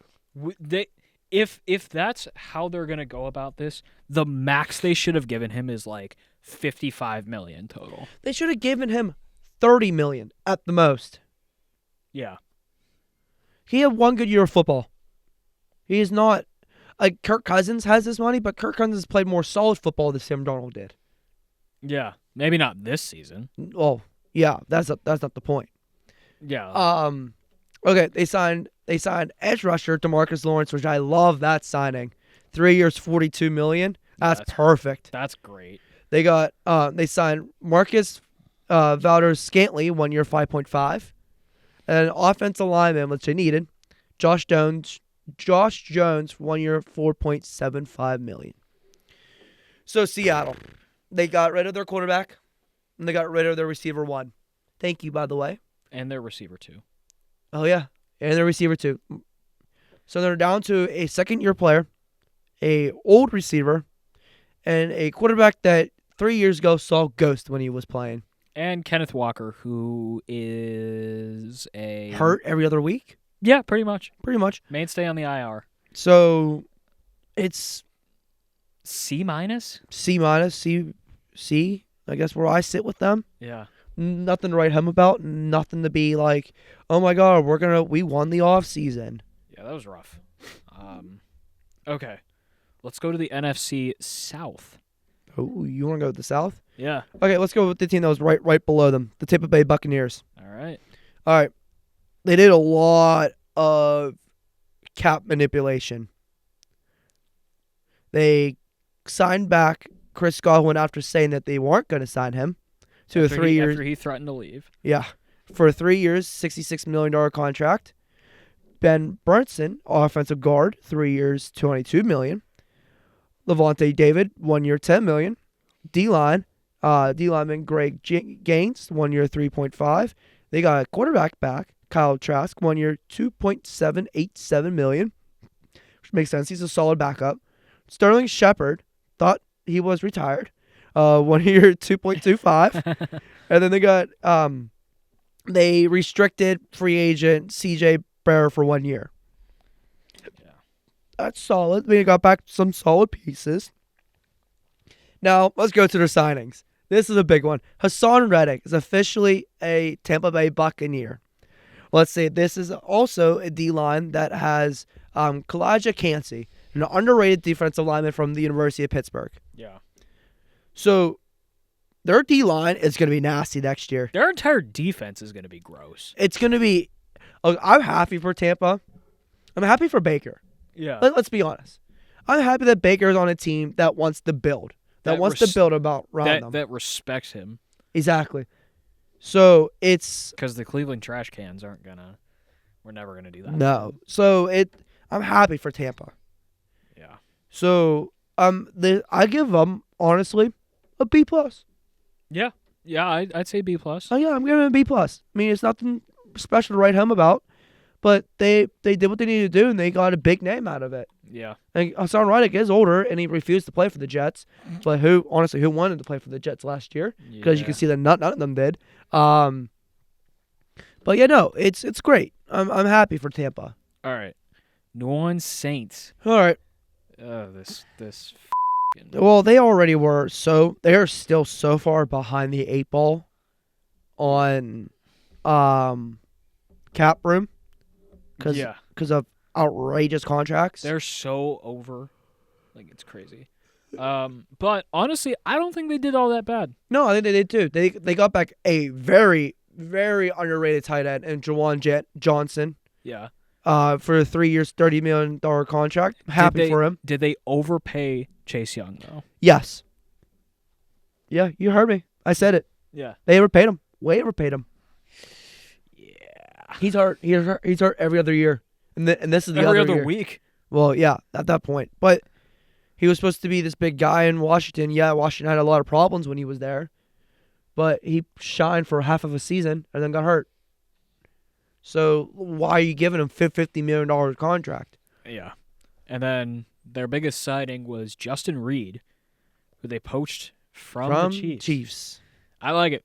Like it too. 3 years, $37.5 million. And if I'm not mistaken, he is a New Orleans native. Yes, he is from New Orleans. So New Orleans football is very underrated. Like high school football, very underrated. Yeah. But we're not going to get into that because we're not a high school football podcast. And we are an hour and a half in. Yes, we are. So. But anyways, let's go over to Carolina. Yeah. They actually made moves this year. How about that? I'm surprised. David Tepper actually did moves this year. Very happy. They retained cornerback James Horn, who he is the highest paid cornerback in the league. I forgot that. Signed a 4-year, $100 million contract. Good for him. Good for them. Michael Jackson, 2 years, 14.5. Tight end Tommy Tremont, 2 year, 10.5. The ginger stays. Andy Dalton. Oh, by the way, happy St. Patrick's Day.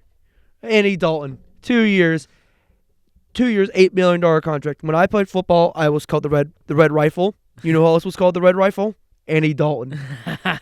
So, from one Red Rifle to another. Congrats, Andy, for staying in the league for 2 more years. That's not bad. And then their signings, they did some decent stuff. Yeah. Tershawn Wharton. Yes. Maybe a slight overpay. Slight overpay, but he still works. Trayvon Morig. Great pickup. Former Pitt Panther Patrick Jones II, 2 years, $2 million. That was solid. Rico Dowdle. I had no idea he was a free agent. I had no idea he was still in the league. 1 year, 6.5. We'll get into Jerry's world in terms of running backs. Yes. We'll rant about that a little bit. But, no, I mean, that's solid because you don't know how long Jonathan Brooks is going to be out. Exactly. So Sam Martin, 1 year, $3 million contract. That's good. They got back a solid punter. Christian Roseboom, 1 year undisclosed. There's no year or day or number. They got Bobby Brown III and Dan Chines, a D tackle and a receiver. Honestly, this is for what they had last year to now. I'll give them an A. Yeah, A minus. Like this, it's not bad. It's not great, but it's not bad. Yeah. For what they had last year to now, it looks amazing. All right. Atlanta Falcons.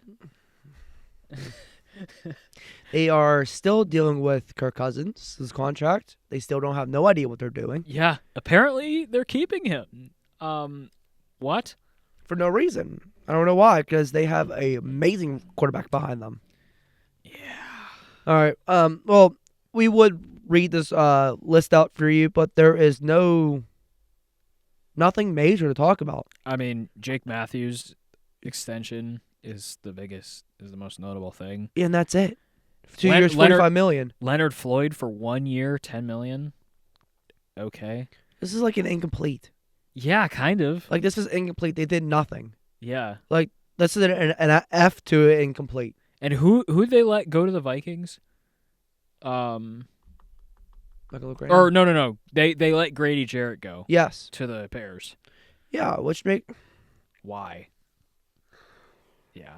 Atlanta can't figure out if they want to go for the future or if they want to win now. And now they're shooting themselves in the foot. Pretty much, yeah. All right, let's get out of the NFC South. Let's go. Let's just get out of the way. Let's go to the North. The NFC North. Chicago Bears. You want to go to Chicago? Let's go to Chicago. The Bears. A. The Bears. A. Automatic A. Let's just be honest here. Jonah Jackson, Joe Tooney, they immediately hammered the O-line exactly what they needed to do. Exactly.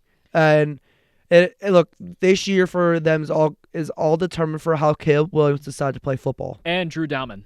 Yes. So, yeah, that just for the O-line alone, A. A. I give him an A too. Yeah, Grady Jarrett, really solid pickup for that defense. 3 years, $43.5 million, let me mind you. They got Drew Dalton for 3 years, $42 million. Should they make a push to re-sign Keenan Allen, though? No. I don't think so. He's an old receiver. Why do that when you have a solid receiving core coming out in the draft? Yeah, you got and not to mention you have DJ Moore and Rome. Yeah. All you need is to draft the third piece, and you got your receiving core. Why waste the money on an old receiver? Yeah. They did a good job. I'm not saying they're winning the offseason, but they're doing really well. Let's go to the Lions. Let's go to Detroit. Let's talk about it. You want to get started with this? Detroit Lions. Not just any Lions. They are the brand new Lions. Are they? I guess. So big pickup. DJ Reed, 3 years, $48 million. I like that. I think that's a solid signing. But they didn't make a whole ton of signings. They kept a lot of guys. Yeah, they did. But you needed. Derek Barnes, Marcus Davenport, Zeke Turner, Morgan Cox. It's all good. Yeah, they're all great guys. Yeah. And I'm glad they kept Tim Patrick as a locker room guy. Yeah, me too. I'm very happy they kept them. And like a lot of what Detroit didn't need to do much this offseason. They have a lot of good pieces. They were just the number 1 seed. Yeah, so you didn't need to do much in free agency. Yeah. Maybe draft a couple defensive guys for depth, and you're fine. I mean, I give them an A because what they did is what a lot of former number 1 teams in the NFL normally do. They do too much, and then they screw themselves. What they did is they did very little and somehow helped them. Yeah. So I give them an A. All right, let's go to the rival, the Green Bay Packers. Oy. Now I got to deal with these guys. The guys who should have done a lot didn't do anything. Incomplete? Yeah. They have no receivers now. I don't want you to remember that. Yeah. They have a running back and a good quarterback. But Like, they have, is Jaden Reed their wide receiver 1? yeah, Because let's just be honest here. Christian Watson is not good. he's not a receiver 1. No. He's a receiver 3. He's a receiver 3. Like, So there's nothing really to talk about because it's an incomplete. yeah.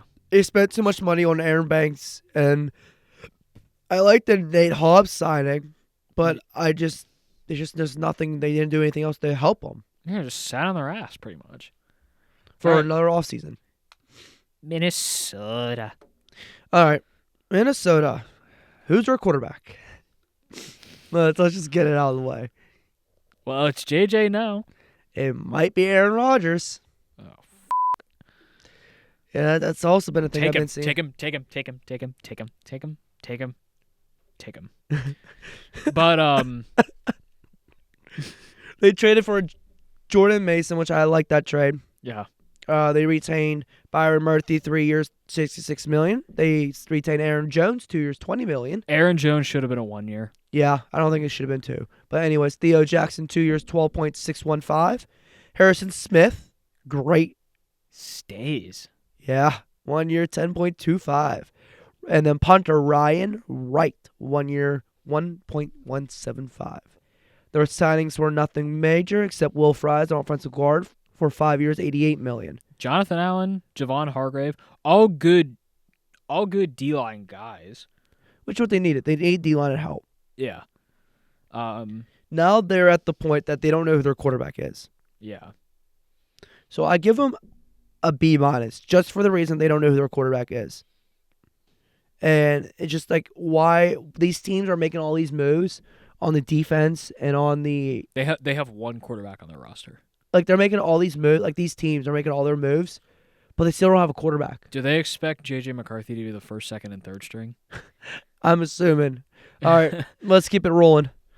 Let's go to the NFC East?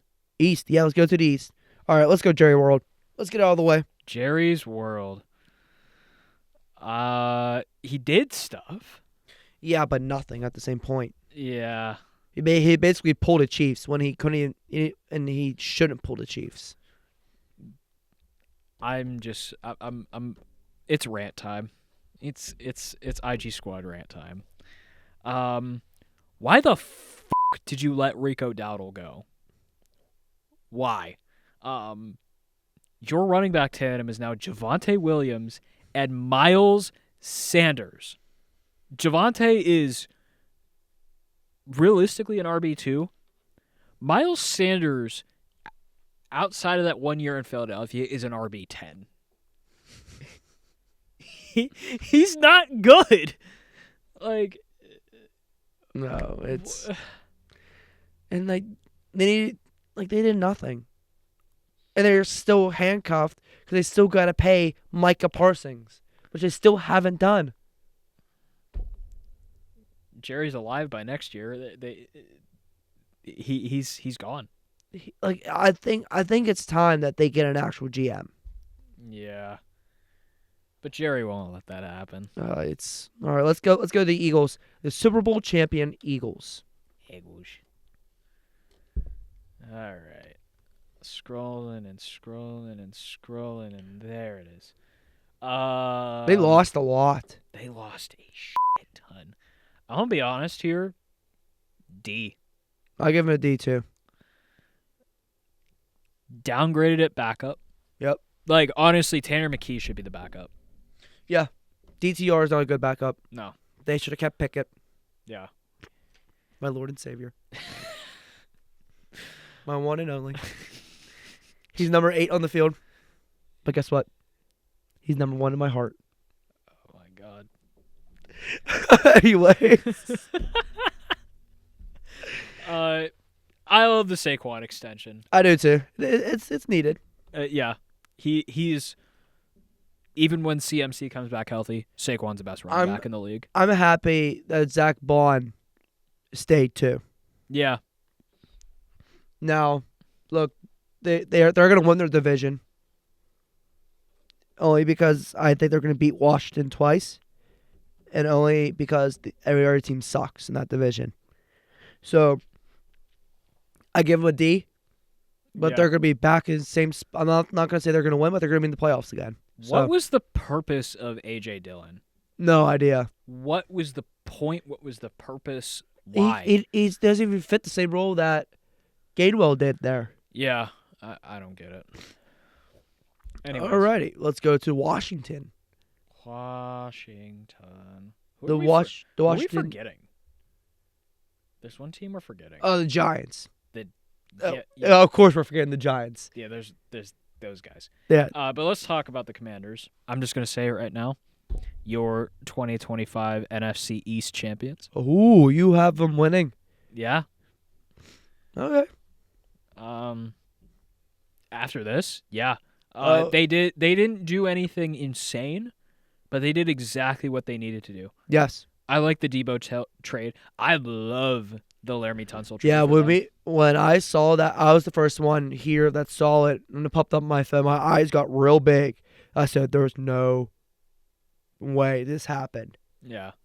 I am so happy that they kept Bobby Wagner. Agreed. Now they got an experienced guy who plays like Jaden Danielson, Marcus Mariota to back him up.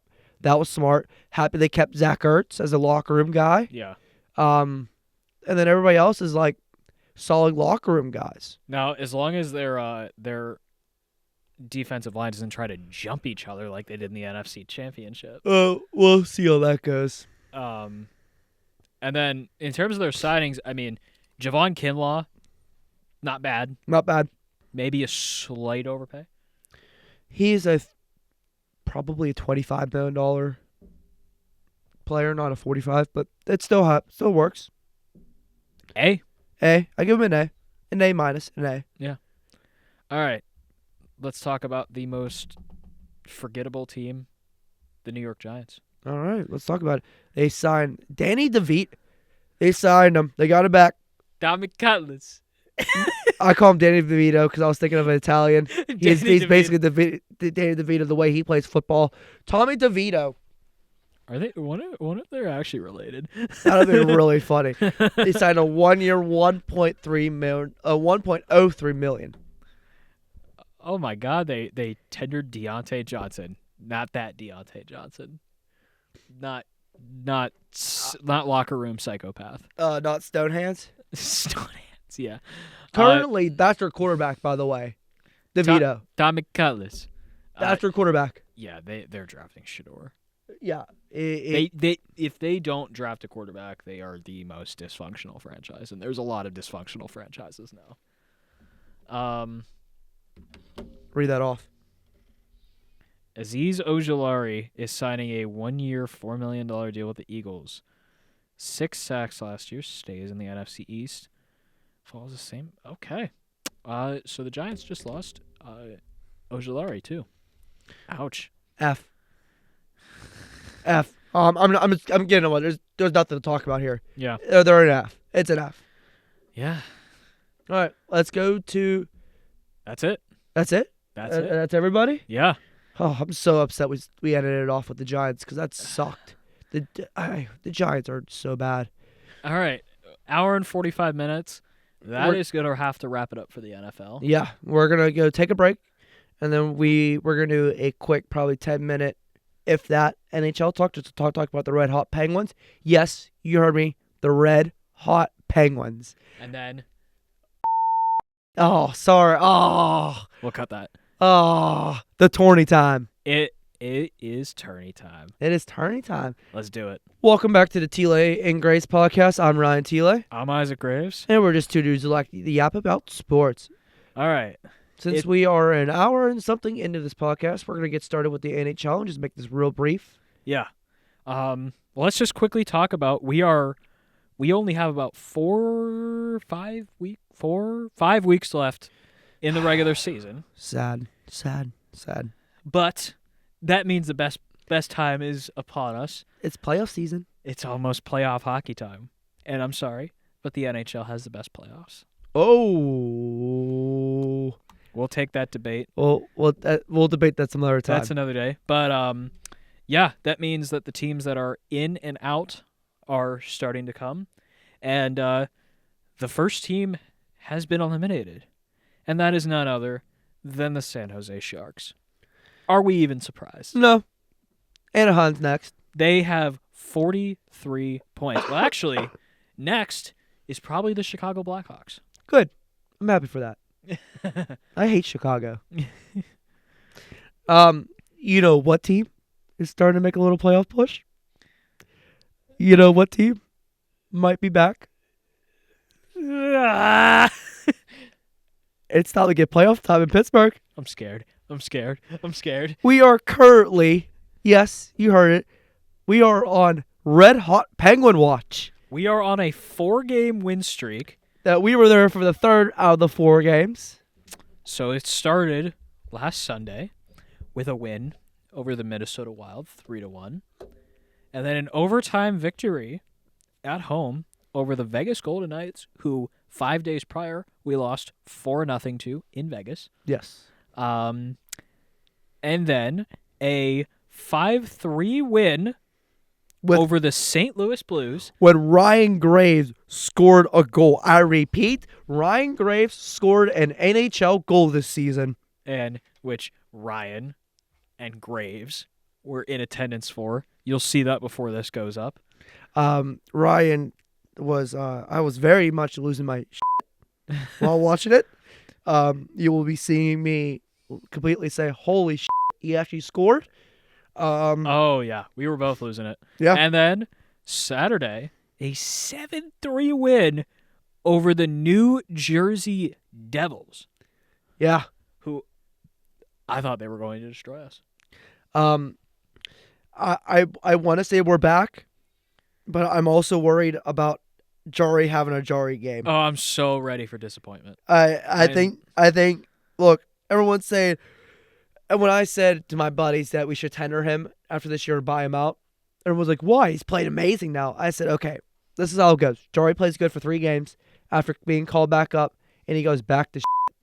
Okay, so if it wasn't for the New York Islanders mounting a 4-goal comeback last night against the Florida Panthers, first off, I would like to extend a big fuck you to the New York Islanders. I do not like you guys. I will never like you guys. I have hated you since the day that you beat us in the 2021 Stanley Cup playoffs and beyond. It's 22. Go fuck yourself. Oh no, we lost to the Rangers in 22. 22 is the Rangers. Yeah. 2021 was the Islanders. That horrific 6-game series that we were up 2-1 in and made me, and I was dead on the floor crashing out. Yeah. After that Yeah. game No, 6. that makes 2 of us. Yeah, that was bad. So that would tomorrow night would be a pivotal game against those New York Islanders. But they mounted a 4-goal comeback against the Florida Panthers. Speaking of the Panthers, you want to talk about Ekblad? Aaron Ekblad. Yeah, that's not good. 20 games 20-game suspension for PEDs. for violating the PED policy. Dude, PED, by the way, is performance-enhancing drugs. So like steroids, etc. dude. I mean, he says he was surprised that he failed the drug test. And I'm not saying I don't believe him. But in the most critical time of the season, He won't be back until Game 3 of their series. yeah. And at that point, you can win and lose a series in 2 games. And they're leading the division right now with Toronto is slipping for them, luckily. But look at the Lightning. They could easily take over that division. Agreed. In a heartbeat. In a heartbeat. So that was a boneheaded decision. it was just really poor timing. But yeah, no, this is a crucial time for the NHL season, and I'm very excited to see what these teams do. I hope the Penguins can stay on this hot streak. Playoff hockey. If we get playoff hockey this year, We're going to those watch parties. oh, 100%. By the way, on top of this, you may say what you want about the Penguins, but if we stay hot like this, look out. We might be a team you don't want to see in the playoffs. I don't want to say it yet because we're not there. Oh, we're nowhere close. But if we by the way, I just want to say the Steelers had an 0.1 chance to make the playoffs one year. They made it. We currently have an 0.2 chances. yeah, but You know what? these last 4 games kind of remind me of the 2016 Penguins. It does. It does. Got hot at the end of the season. And then came back and whooped everyone's ass. Yeah. So we'll see. We'll see. I'm not saying that we are the 2016 team. 2016 was stacked. We'll see how it goes. But since we are almost 2 hours into this podcast, we're going to say that's it for the NHL. Let's do a nice little shift. It is Basketball Turdy time. It's basketball Turdy time, baby. Let's go. It's college basketball time, baby. All Best right. time of the year. We're It's gonna. time for me to make a bracket and cry about 2 days later. Okay. I don't know. Did you at any point go back and view your bracket from last year? I did not. I did. I was not in the sideline group last year, I was. I placed 6th in the division. but my group, I finished first. I picked the correct champion last year. I will just say that. No way. I picked UConn last year. Oh, yeah, I had UConn too. I think it was Kentucky ruined my bracket. I had 1,300 points last year. 95.6%. So I was pretty damn good. But I will shut my ass up. Stop goading myself, because that was last year. It's time for this year. Let's get into it. All right. We are not going to give our reasons for who's going to win until we get to the Final Four. Yeah. Because there's just too many games for us to break down every game. Unless you want to sit here for 4 hours listening to us talk. Okay, how much do you watch of the regular season? I watched a good amount. I don't watch it at all. I'm going to be honest. All right, let's start with the South. Let's start in the South. Auburn could have a chance against ALST or SPFPA, which is St. Francis, by the way. Welcome to the tourney, St. Francis. Let's just get this out of the way. Yeah, I got our Auburn. Give me winning. Auburn. Yep. Give me Auburn. It's easy. Louisville.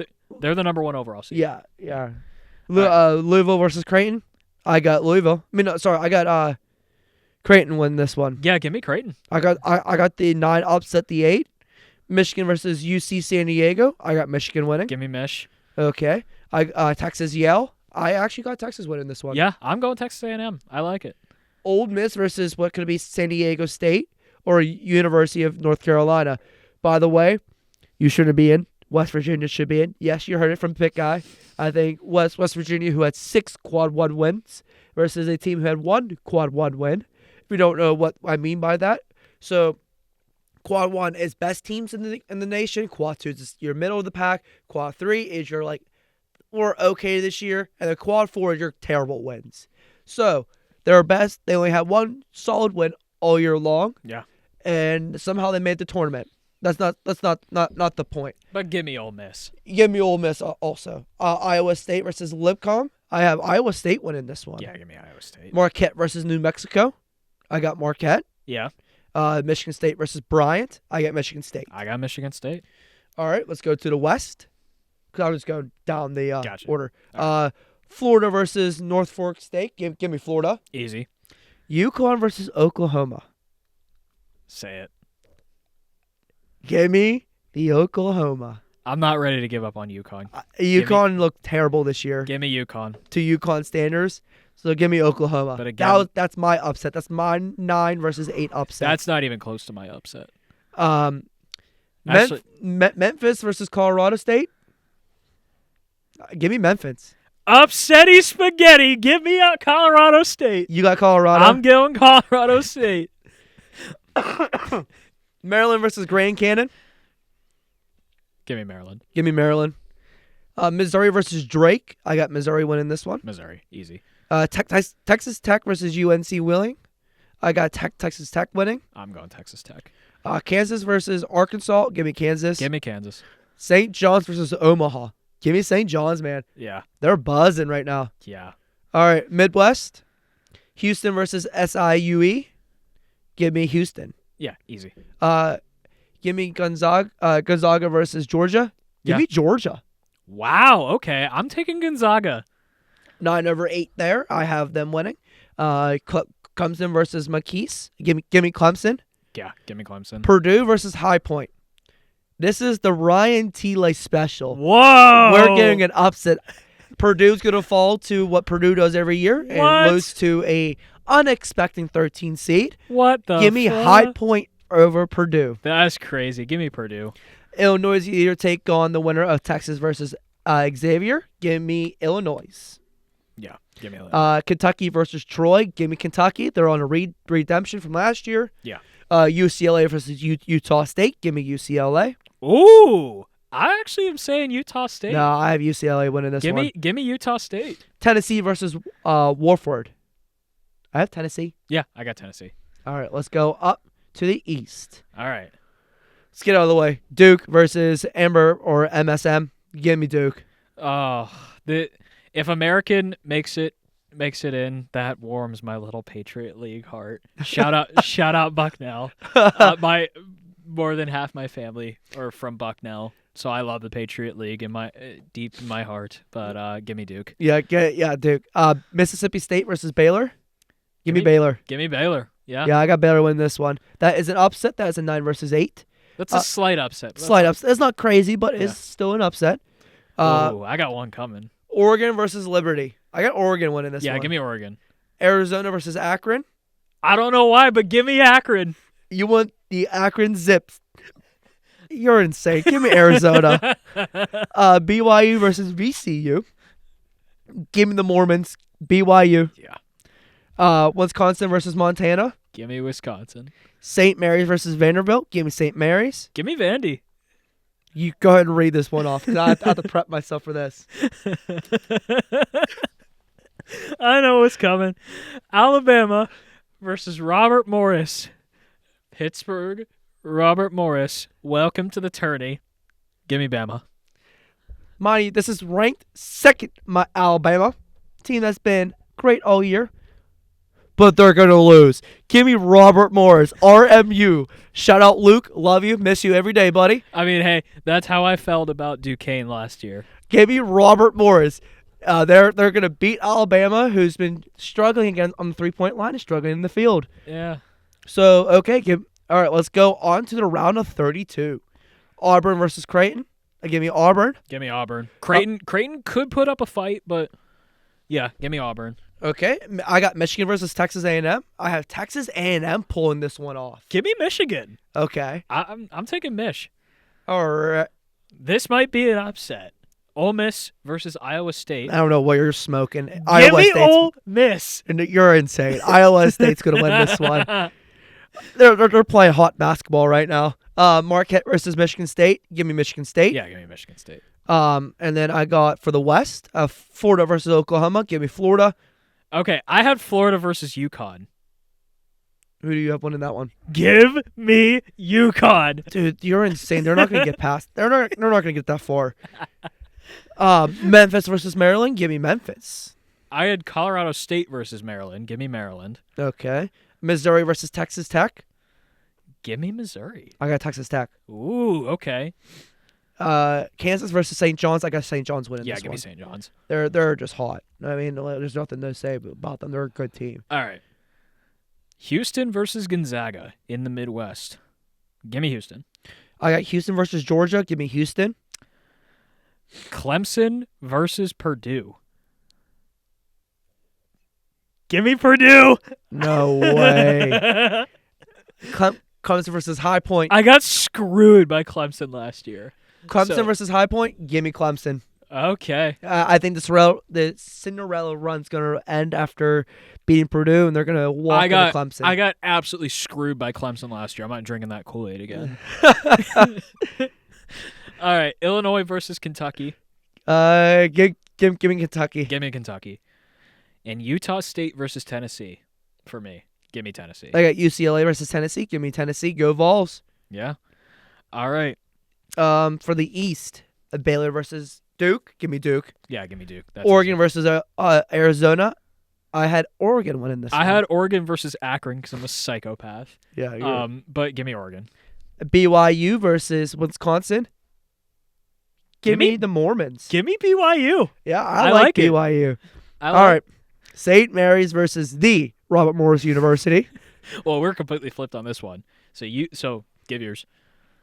I got St. Mary beating Robert Morris. Robert Morris, it was fun having you in the tournament, but I just wanted the one win. I got Vandy versus Bama. Give me Bama. Yeah, I have to agree with you. If those were my picks, I would agree with you too. All right. We are officially on Sweet 16 watch. All right. So, I've got Auburn versus Michigan to start it out. Give me Michigan. Really? Yeah. I got Auburn versus Texas A&M. Look, like I said, I don't watch a ton of regular season, but Michigan looks fun. They do look fun. I think Auburn's going to outshoot them. Yeah. Because Big Ten basketball is not known for shooting, especially recently. So Auburn's going to take. I have Auburn versus Texas A&M. I think Auburn's going to win. But if Auburn plays Michigan, they're going to outshoot them. I'm about to drive you up a fucking wall with this one. Iowa State versus Michigan State. Give me Michigan State. I've got Ole Miss versus Michigan State. Oh, don't tell me you got Ole Miss winning. Give me Ole Miss. You're insane. Let's just keep going. I got Florida versus Memphis. I got Memphis beating Florida. That's 5 beating 1. Okay, I had UConn versus Maryland. Oh, you're completely flipped. Go ahead. Give me Maryland. All right, that makes sense. If you And had UConn winning that one, we would have been throwing hands. Missouri versus St. John's for me. I got Texas Tech versus St. John's. Go ahead. Give me Texas Tech. I mean, sorry, St. John's. Give me St. John's. Give me Missouri. Wow. Yeah. Wait, am I on the right? It's so hard. Like these brackets do not make it easy. It's a little confusing. Okay. All right. Kentucky versus Tennessee. Are we right? Yeah. That works. Yeah. Yeah. We both had Kentucky versus Tennessee. Okay. Give me Kentucky. Ooh, give me Tennessee. Okay. That can go either way. That can go either way. But I like Kentucky more than Tennessee. I have all year. And then Houston versus Purdue for me. There's one right answer here. You got Purdue winning. Give I already me sure Purdue. know that. All right. I don't listen to him. I got Clemson versus Houston. I got Houston winning this one because I'm not an insane maniac. You're Yeah. insane. Yeah, I know. BYU versus St. Mary. The Mormons versus the Catholic school. The Holy War Part 2. Don't tell me you got St. Mary. Oh, I got St. Mary winning this one. Keepers. Well, I don't got BYU moving on either. Give me Bama. Oh, that's right. Because you didn't pick the upset. Yeah. The upset of the year, by the way. All right. And Duke versus Oregon. Give me Duke. Yeah, give me Duke. That's Okay, we are easy. officially on the Elite 8. Fun stuff. Okay. Auburn versus Texas A&M. That's what I Ooh. got. Give me Auburn. I got Michigan versus Ole Miss. Wait. No. I read my bracket wrong, right? Yeah, you got Auburn versus Michigan. Sorry. These ESPN really needs to fix this. Auburn versus Michigan State. Give me Michigan State. I've got Michigan versus Ole Miss. Give me Michigan. Give me Michigan. Yeah. Okay. Okay, the next one would be Florida versus Memphis. Give me Memphis. Oh, sorry. Memphis versus St. John's. Give me St. John's. Ooh, okay. I've got Maryland versus Missouri. Give me Maryland. And then we're on Houston. I have Houston versus Kentucky coming out of the Midwest. And give me Houston. I've got Purdue versus Tennessee coming out of the Midwest. Give me Tennessee. Okay, let's go up to the I'm East. not drinking the Purdue Kool-Aid that much. Duke versus St. Mary's. Oh my God. I have Duke winning.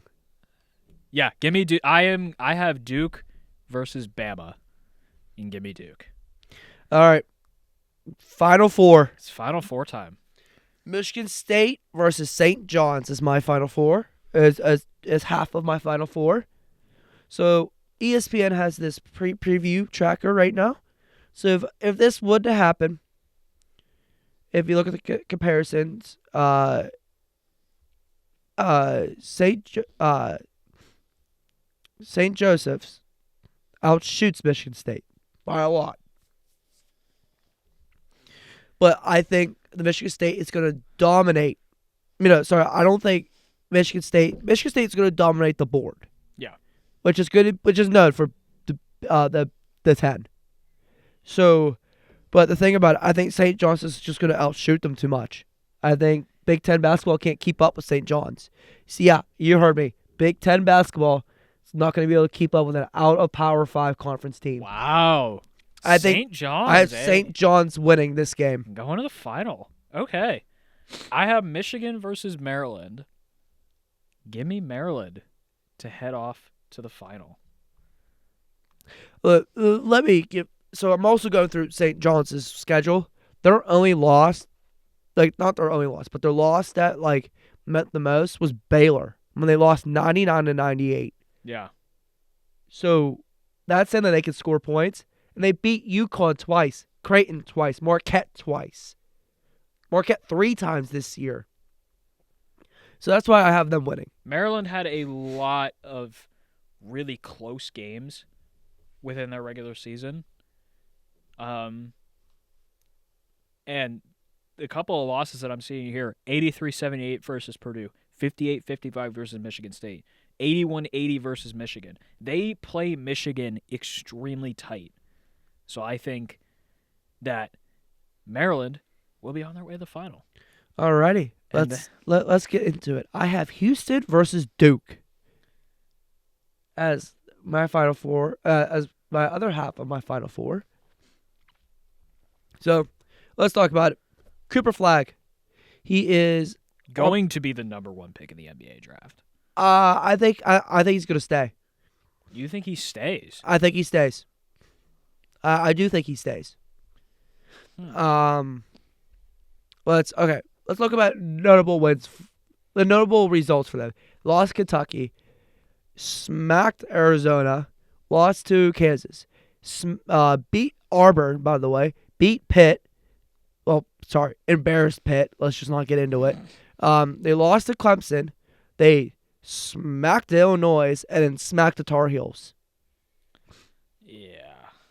This is your best team in basketball. I'm sorry. This is your best overall team. But you have a kid who's averaging 18.9 points per game, 7.5 rebounds, and an average point of 4.1 per quarter. That's insane. Yeah. No, Cooper Flagg is great. And I've got Duke as part of my Final Four as well. I have Duke winning this game, and I just don't think Houston will be able to keep up with them. And I don't think Houston's defense, which is just they play very solid man-to-man defense, I don't think they're going to be able to keep up with Cooper. And you have them over who? I have them over Houston. Okay. Look, Duke looks great. They look great. Cooper Flagg looks insane. But give me Tennessee over Duke. Yeah. See, that pains me because I love Tennessee. I love University of Tennessee. If I was able to pick a team in the SEC to be my team, it would be Tennessee. Yeah. But I just don't think they're good, but I don't think they're able to win. I don't think they're going to be able to go that far. Yeah. But I'm that guy. All right. I got my national championship game. It is Duke versus St. John's. My national championship is Maryland versus Tennessee. Yours is so weird. Why don't you go break down yours first? Okay.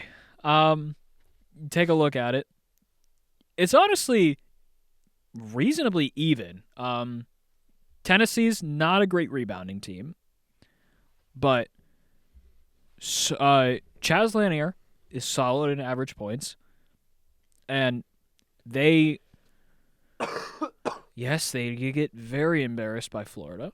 But they played a lot of teams really, really tight. And I think they know how to get it done. Maryland also, again, plays a lot of teams tight. None of these losses that I see here are by more than 5 points. So, yeah, but go ahead and give your championship pick. My championship pick, yes, the championship is coming back to the ACC for the first time in almost 10 years. Give me the Duke Blue Devils over the St. John's. Look, I think Duke's going to outshoot St. John's. They're going to dominate more. St. John's is going to go on an incredible run. This is their head coach now. It's a well-known head coach. And he is in his second year of this program. If this happens, this would be a great starter for him. Yeah. So I just think they're going to run into the buzzsaw that Duke is. So I think Duke is going to win this. And for ESPN, they have a tiebreaker. And how many total points is going to be scored in the championship game? I have 190 total points. Yeah, and honestly, it might be a complete mistake for me not picking Duke. But at the end of the day, I am saying that your 2025 national champions will be the Tennessee Volunteers. Go Vols.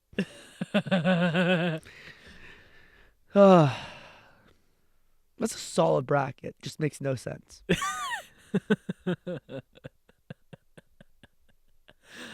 uh, Oh my god. and my tiebreaker I have at 140 Oh. because I had it at 188 last year, Okay. and that was incredibly high. Yeah.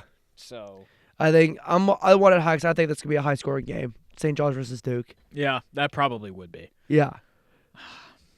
But yeah, no, I will not drink the Yukon Kool-Aid for the third straight season. I tell you what, I drank the Clemson Kool-Aid last year. Me too. Me Oh, too. I drank the Kentucky Kool-Aid too last year. That bit me in the butt. Now drinking the Purdue Kool-Aid. But anyways, since we are 2 hours and 16 minutes into this podcast, we're gonna wrap it up here. Call it a day. Call it a show. Watch me have a perfect bracket. I'm gonna have the perfect bracket. But anyways, thank you for joining us today. Today's episode is again brought to you by the Center of Media Innovations at Point Park University. We thank you for giving us the opportunity to sit down here and talk to you guys every Monday. We will see you next week. We will see you tonight with our first vlog. Yes, first of many vlogs. And we will see you on Wednesday with this podcast. And next week when we yap about some more stuff. And hey, baseball fans, pay attention. Next week's a big baseball episode. Opening day, opening weekend. Yep. All right, well, we'll see you next week on the one, and then we'll see you here. And then that's it for the Thielet and Graves podcast. You enjoy your weekend.